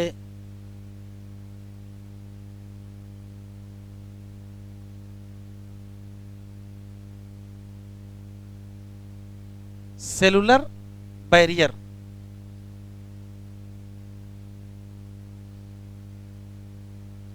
होता क्या है, जैसे मान लेते हैं कि ये कोई पैथोजन है, ये बहुत बहादुर निकला, इसने फिजिकल बैरियर पार कर लिया, फिजियोलॉजिकल बैरियर पार कर लिया और हमारे ब्लड में पहुंच गया या किसी आर्गन के टिश्यू में पहुंच गया। तो देखो वहां क्या किया जाएगा, वहां मिलेगी फैगोसाइटिक सेल।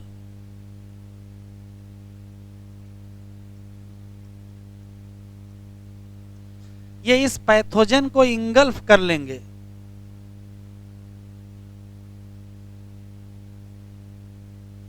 पैथोजन को खा ही लेंगे। घटना का नाम phagocytosis.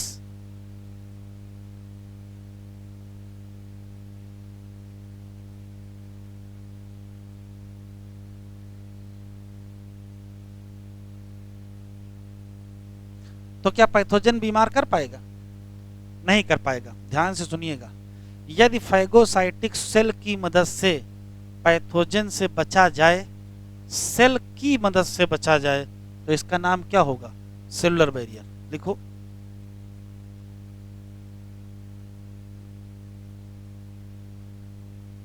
Phagocytic cell engulf foreign organism to destroy them।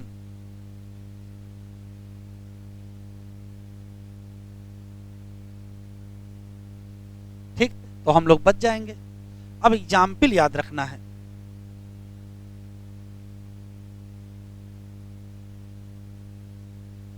Leucocyte WBC, जैसे PMNL full form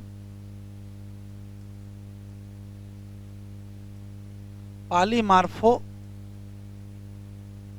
nuclear leucocyte. दूसरा, तीसरा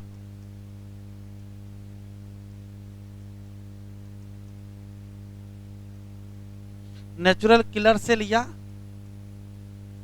NK सेल। ये सब के सब कहां हैं? ब्लड में है। लेकिन दूसरा है मैक्रोफेज, ये कहां है? टिश्यू में है। ये सब लोग क्या करेंगे? फैगोसाइटोसिस।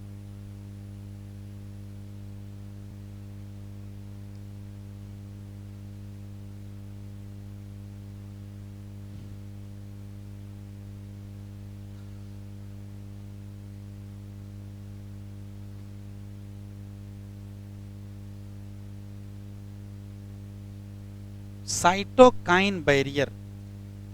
साइटो का मतलब, साइटो का मतलब भैया सेल होता है, और काइन का मतलब सिक्रीशन। तो सेल का सिक्रीशन यदि माइक्रोब से हम लोगों को बचाए या डिजीज ऑर्गेनिज्म से बचाए, तो क्या कहोगे? साइटोकाइन। तो लिख लीजिए,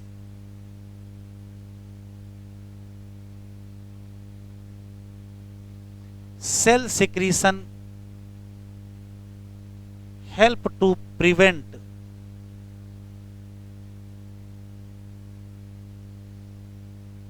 growth of microbe। एग्जाम्पल से समझ में आएगा।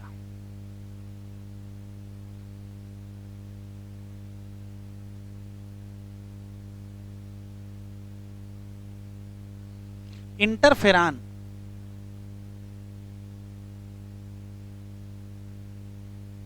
secrete by virus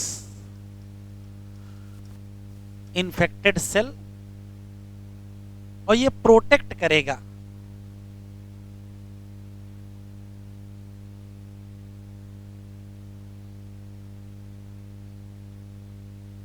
neighbouring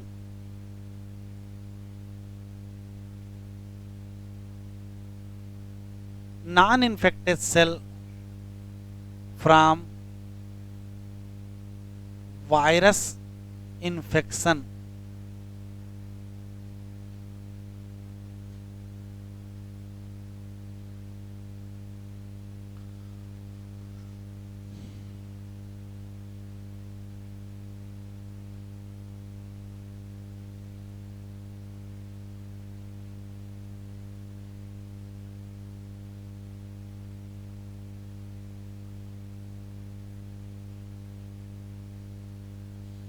acquired immunity,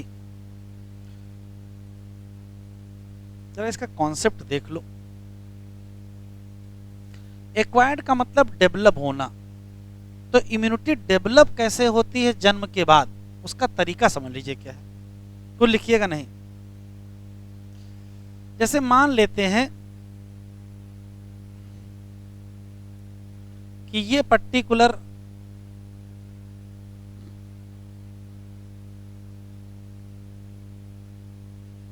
मान लेते हैं कि ये पर्टिकुलर कोई बॉडी है, लिविंग ऑर्गेनिज्म, और इसमें किसी पैथोजन का इन्फेक्शन हुआ।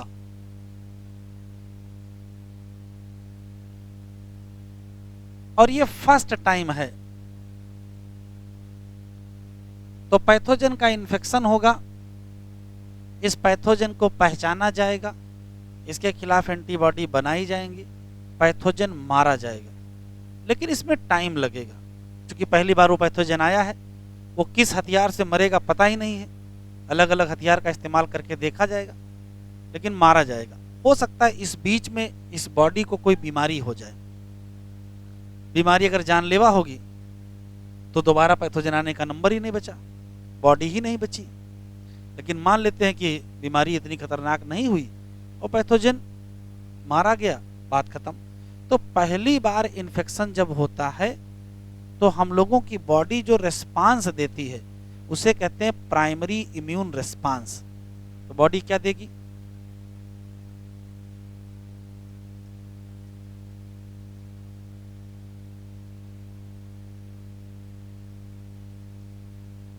प्राइमरी इम्यून रेस्पॉन्स कब होता है?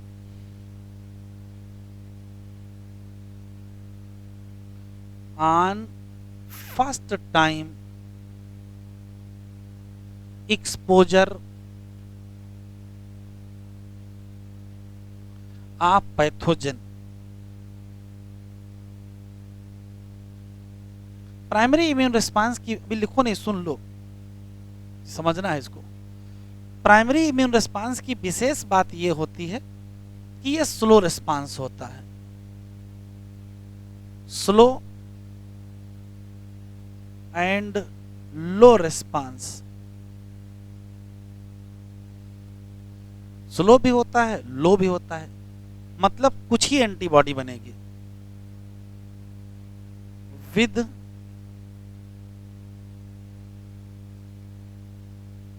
Few antibody. हो सकता है कि इस दौरान शरीर को थोड़ी समस्या हो जाए, शरीर थोड़ा बीमार हो जाए, ऐसा हो सकता है। लेकिन मान लेते हैं कि यही पैथोजन कुछ दिनों बाद दोबारा आ गया, तो जब दोबारा पैथोजन आएगा तो हमारा शरीर जो रिस्पांस देगा वो सेकेंडरी इम्यून रिस्पांस होगा। और जो सेकेंडरी इम्यून रिस्पांस होता है वो बहुत तेज होता है और बहुत फास्ट होगा, बहुत हाई इंटेंसिटी का होगा। इतनी ज़्यादा एंटीबॉडी बनाएंगे कि इस बार वो पैथोजन मारा जरूर जाएगा। पैथोजन मारा गया, वो आपको बीमारी नहीं हुई। यही तो इम्यूनिटी है कि पैथोजन आए और हमको बीमारी ना हो। तो बीमारी क्यों नहीं हुई? क्योंकि पहली बार जब पैथोजन आया था तो भले ही उस बार लड़ने में थोड़ी दिक्कत हुई थी, लेकिन एक अच्छा काम कर लेते हैं, इस दौरान मेमोरी सेल बनवा लेते हैं।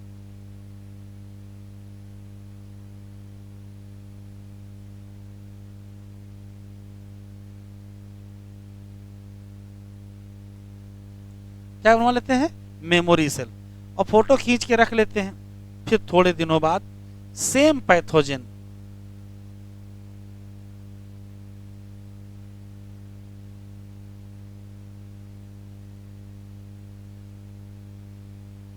सेकेंड टाइम आ गया,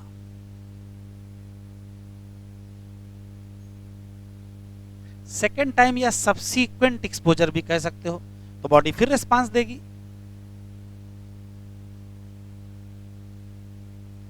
सेकेंडरी इम्यून रिस्पांस, इसका एक और नाम है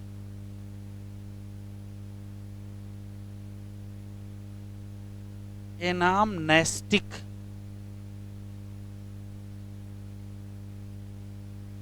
रिस्पांस। अच्छा खास बात सुनो, ये कब आया?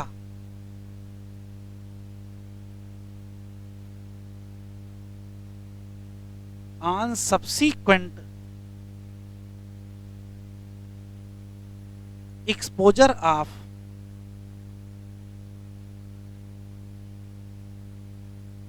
Same pathogen. अब सुनो क्या होगा, बहुत ही फास्ट और बहुत हाई इंटेंसिटी का क्या होगा, सेकेंडरी रिस्पांस, जो एलिमिनेट कर देगा पैथोजन को और हमको बीमारी नहीं होगी।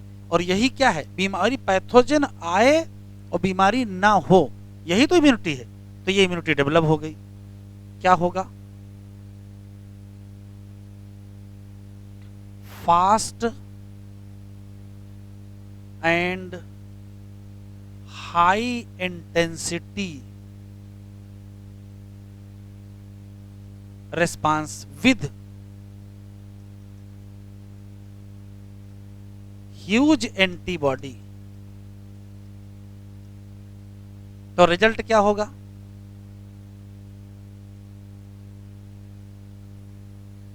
पैथोजन क्या हो जाएगा, डिस्ट्रॉय हो जाएगा और इम्यूनिटी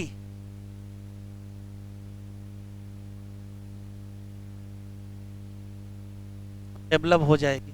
ये दोबारा इतनी तेज रिस्पांस कैसे हुआ, क्योंकि क्या बनवा लिए थे, मेमोरी सेल। तो दोबारा पैथोजन को पहचानना बहुत क्या हो जाएगा, आसान। 2 मिनट और कुछ तब आराम से लिखो। किसी बच्चे का जन्म होता है, आते ही वो सांस लेगा, कुछ दिन बाद फीडिंग करेगा, तो सांस लेगा तो एयर के साथ पैथोजन जाएंगे, फीडिंग करेगा तो पैथोजन जाएंगे। तो जब पैथोजन पहली बार जाएंगे तो बच्चे की बॉडी कौन सा रिस्पांस देगी, प्राइमरी रिस्पांस देगी। लेकिन पैथोजन बार बार जाएगा तो बॉडी क्या देना शुरू करेगी, सेकेंडरी रिस्पांस। और जैसे जैसे बॉडी सेकेंडरी रिस्पांस देती जाएगी वैसे वैसे कौन सी इम्यूनिटी डेवलप करती जाएगी, एक्वायर्ड इम्यूनिटी। तो नेचुरल इन्फेक्शन के द्वारा, ध्यान सुनिएगा, जब दुनिया में वैक्सीनेशन का सिद्धांत नहीं था, मानव सभ्यता तो पता नहीं कब से है, तो तब से कैसे इम्यूनिटी डेवलप हो रही है, तो नेचुरल इन्फेक्शन के द्वारा ही इम्यूनिटी डेवलप होती है। ऐसे ही सामान्य जीवन जी रहा है बच्चा, खाने के साथ पीने के साथ चीजें अंदर जा रही हैं, पहली बार जा रही हैं, बच्चा थोड़ा बहुत बीमार हो रहा है, इन्फेक्शन हो रहा है, लेकिन वही फिर इन्फेक्शन आया, बच्चा क्या करेगा, सेकेंडरी रिस्पांस देगा और क्या डेवलप कर लेगा, इम्यूनिटी डेवलप कर लेगा। कौन सी इम्यूनिटी डेवलप होगी, एक्वायर्ड इम्यूनिटी। तो एक्वायर्ड इम्यूनिटी में रेस्पॉन्सेज होते हैं, चाहे प्राइमरी हो चाहे सेकेंडरी। कौन देता है रिस्पांस, प्राइमरी या सेकेंडरी इम्यून रिस्पांस कौन देता है? तो कहोगे, आंसर दोगे, with help of a specific type of lymphocyte. कौन देता है, लिम्फोसाइट। अब लिम्फोसाइट तो 2 टाइप की हैं, बी और टी। तो बी लिम्फोसाइट भी इन्वॉल्व होती हैं और टी लिम्फोसाइट भी इन्वॉल्व होती है। अब रेस्पॉन्स कैसे देंगे, अभी लिखो नहीं, सुन लो, रेस्पॉन्स कैसे देंगे। तो 2 तरीके से रेस्पॉन्स, जैसे मान लेते हैं कि मोहल्ले में कोई लड़ाई हो गई आपके परिवार में से किसी को, तो घर में 2 टाइप के लोग होते हैं। एक टाइप के लोग होते हैं कि लाओ लाठी तुरंत चलते हैं, तुरंत मारते हैं, ठीक है, भले ही वहां जाके मार खा जाएं, लेकिन लाठी लेके तुरंत पहुंच जाएंगे और सीधे भिड़ जाएंगे, एक ऑप्शन ये है। और दूसरा है थोड़ा समझदारी दिखाएंगे, कहेंगे लाठी लेके ना चलो, छत पे बंदूक लेके चलो, है? दूर से निशाना लगाया जाएगा, ऐसा नहीं होगा। ध्यान से सुनिएगा, 2 टाइप के लड़ाके लोग होते हैं। एक होते हैं जो दुश्मन से सीधे भिड़ जाते हैं और एक होते हैं सीधे नहीं भिड़ते हैं, दूर से माहौल बनाते हैं। तो ध्यान से सुनिएगा, टी लिम्फोसाइट सीधे जाके भिड़ जाएंगे एंटीजन से। अब जब सीधे लड़ जाएंगे तो हो सकता है टी लिम्फोसाइट टूट भी जाए। तो यदि टी लिम्फोसाइट पैथोजन से सीधे लड़ेगी, डायरेक्ट इंटरेक्ट करेगी, तो इस इम्यूनिटी का नाम होगा सेलुलर इम्यूनिटी या सेल मीडिएटेड इम्यूनिटी, एक ऑप्शन। दूसरा है बी लिम्फोसाइट, वो ज़्यादा जोश में नहीं रहते हैं, वो दूर से क्या करेंगे, वहीं से एंटीबॉडी बना के ब्लड में छोड़ देंगे और कहेंगे जाओ वहाँ पैथोजन को मारना। बी लिम्फोसाइट कभी सीधे लड़ाई नहीं करेंगे, क्या करेंगे, एंटीबॉडी बना के लड़ाई करेंगे। तो यदि एंटीबॉडी बना के लड़ाई कर ली गई तो एंटीबॉडी मीडिएटेड होगा। एंटीबॉडी कहाँ छोड़ोगे, प्लाज्मा में, इसी नाते इस इम्यूनिटी का नाम प्लाज्मा इम्यूनिटी। तो जो एक्वायर्ड इम्यूनिटी है वो दुनिया में दो टाइप की है, एक कौन सी, सेल वाली इम्यूनिटी, और एक कौन सी, प्लाज्मा वाली इम्यूनिटी। सेल वाली इम्यूनिटी किससे होती है, टी लिम्फोसाइट से, और प्लाज्मा वाली बी लिम्फोसाइट से। अंतर दोनों में क्या है, एक लाठीबाज है एक बंदूकबाज है, वैसे समझ लीजिए। जो लाठी से लड़ाई करेगा डायरेक्ट जा करके वो टी लिम्फोसाइट, और जो दूर से लड़ाई करे वो बी लिम्फोसाइट। ठीक है, टी लिम्फोसाइट जाके सीधे भिड़ जाएंगे, भले ही शहीद हो जाएंगे कोई बात नहीं, लेकिन ये सेलुलर इम्यूनिटी है। और बी लिम्फोसाइट एंटीबॉडी बनाएंगे प्लाज्मा में, और एंटीबॉडी जा करके क्या करेंगे, मारेंगे। तो एंटीबॉडी से अगर लड़ाई हुई तो बी लिम्फोसाइट, कौन सी इम्यूनिटी, प्लाज्मा इम्यूनिटी। और अगर सीधे लड़ाई कर लिए तो टी लिम्फोसाइट, कौन सी, सेलुलर इम्यूनिटी। अब लिखो इतना, चलो भाई।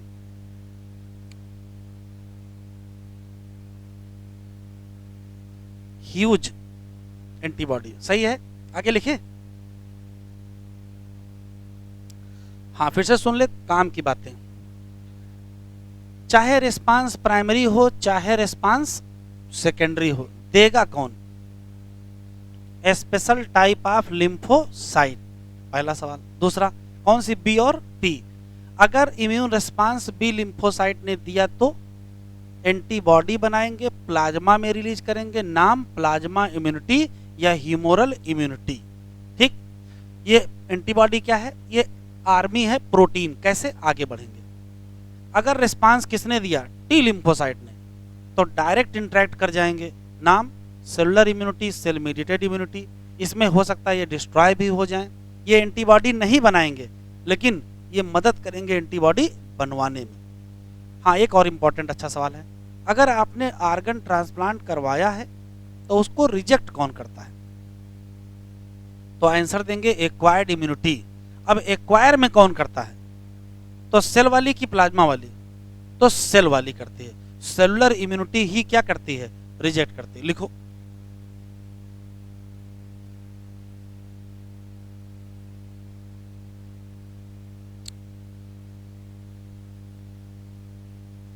प्राइमरी एंड सेकेंडरी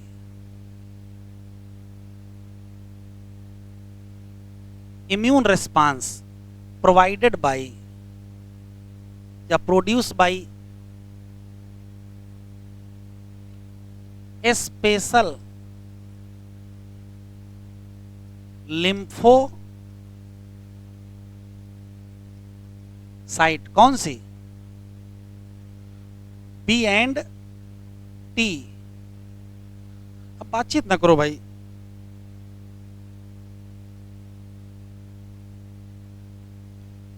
बस 5 मिनट और लिख लो।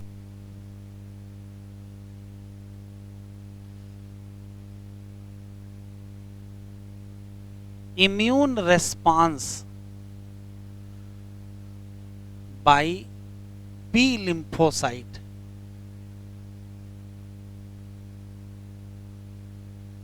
इसी को कहते हैं प्लाज्मा इम्यूनिटी, या इसी का दूसरा नाम है ह्यूमोरल इम्यूनिटी। क्यों ये नाम रखा गया, नाम ये क्यों रखा गया, क्योंकि बी लिम्फोसाइट प्रोड्यूस करेंगे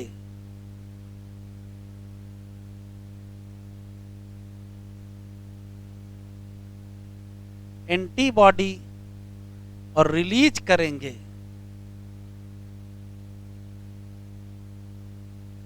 प्लाज्मा या blood.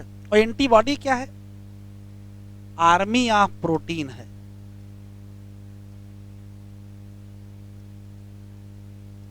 Against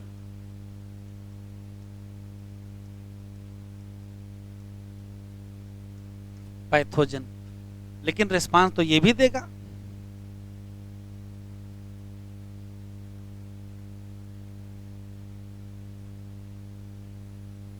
immune response by T lymphocyte. ठीक, तो टी लिम्फोसाइट के द्वारा अगर इम्यून रिस्पांस मिला तो इसको कहते हैं सेलुलर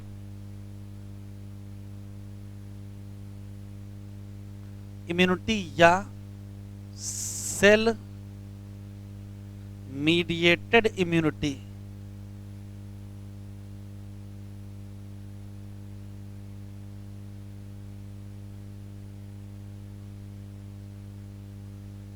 ठीक है, सेलुलर इम्यूनिटी या सेल मीडिएटेड इम्यूनिटी। हाँ, इसी ह्यूमोरल वाली का एक और नाम है, इसको anti body mediated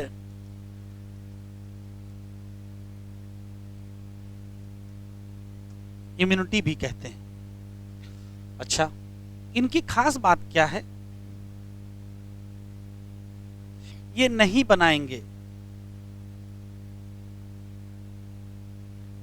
no formation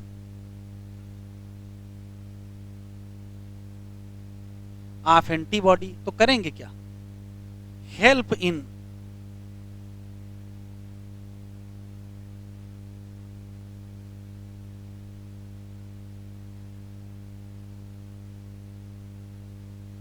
antibody formation.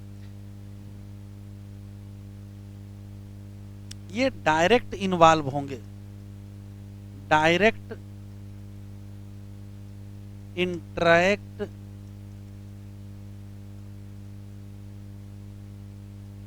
With pathogen.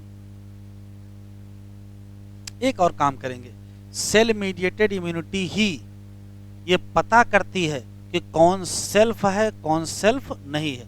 मतलब एंटीजन या पैथोजन को पहचानेगा कौन? यही इम्यूनिटी। किडनी ट्रांसप्लांट कराए दूसरे की है, कौन पहचानेगा? यही इम्यूनिटी। और यही पहचानेगा तो यही क्या करेगा? रिजेक्ट कर देगा।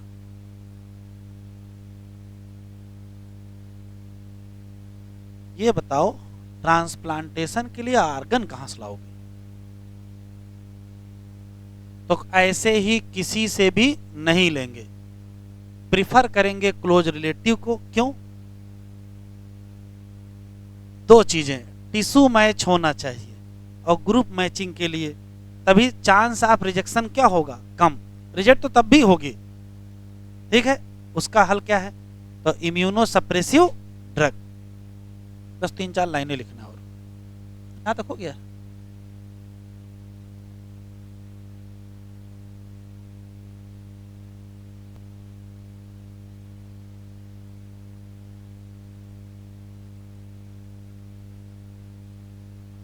सेल मीडिएटेड इम्यूनिटी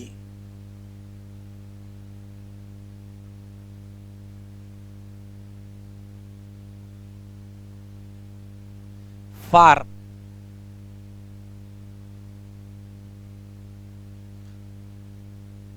क्या क्या करेगा?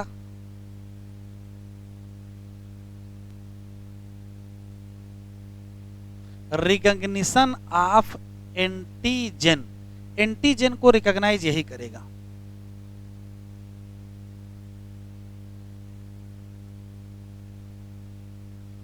रिकॉग्निशन ऑफ सेल्फ, अपना आर्गन है कि नहीं है, एंड नॉन सेल्फ आर्गन। यही क्या करेगा? रिजेक्शन कर देगा।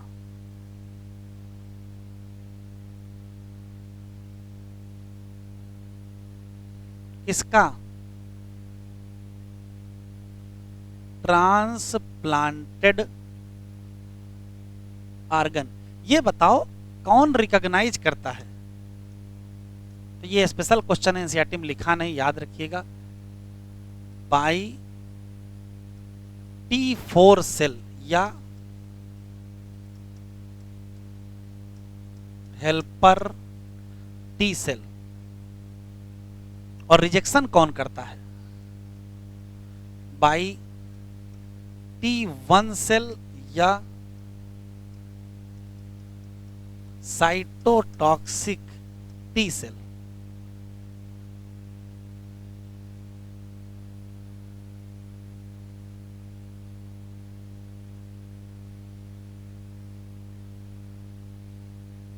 ट्रांसप्लांटेड आर्गन नहीं लेंगे किसी ऐसे से ही, not taken from any person. Donor कौन होगा? प्रिफर करेंगे क्लोज रिलेटिव। क्या क्या मैच करेंगे? Tissue match and blood group match करेंगे। काहे के लिए?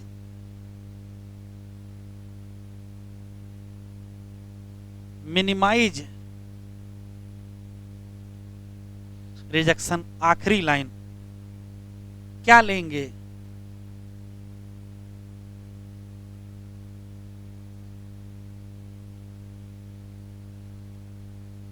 Immunosuppressive drug. क्यों? To avoid rejection. बस आज इतना ही पढ़ेंगे।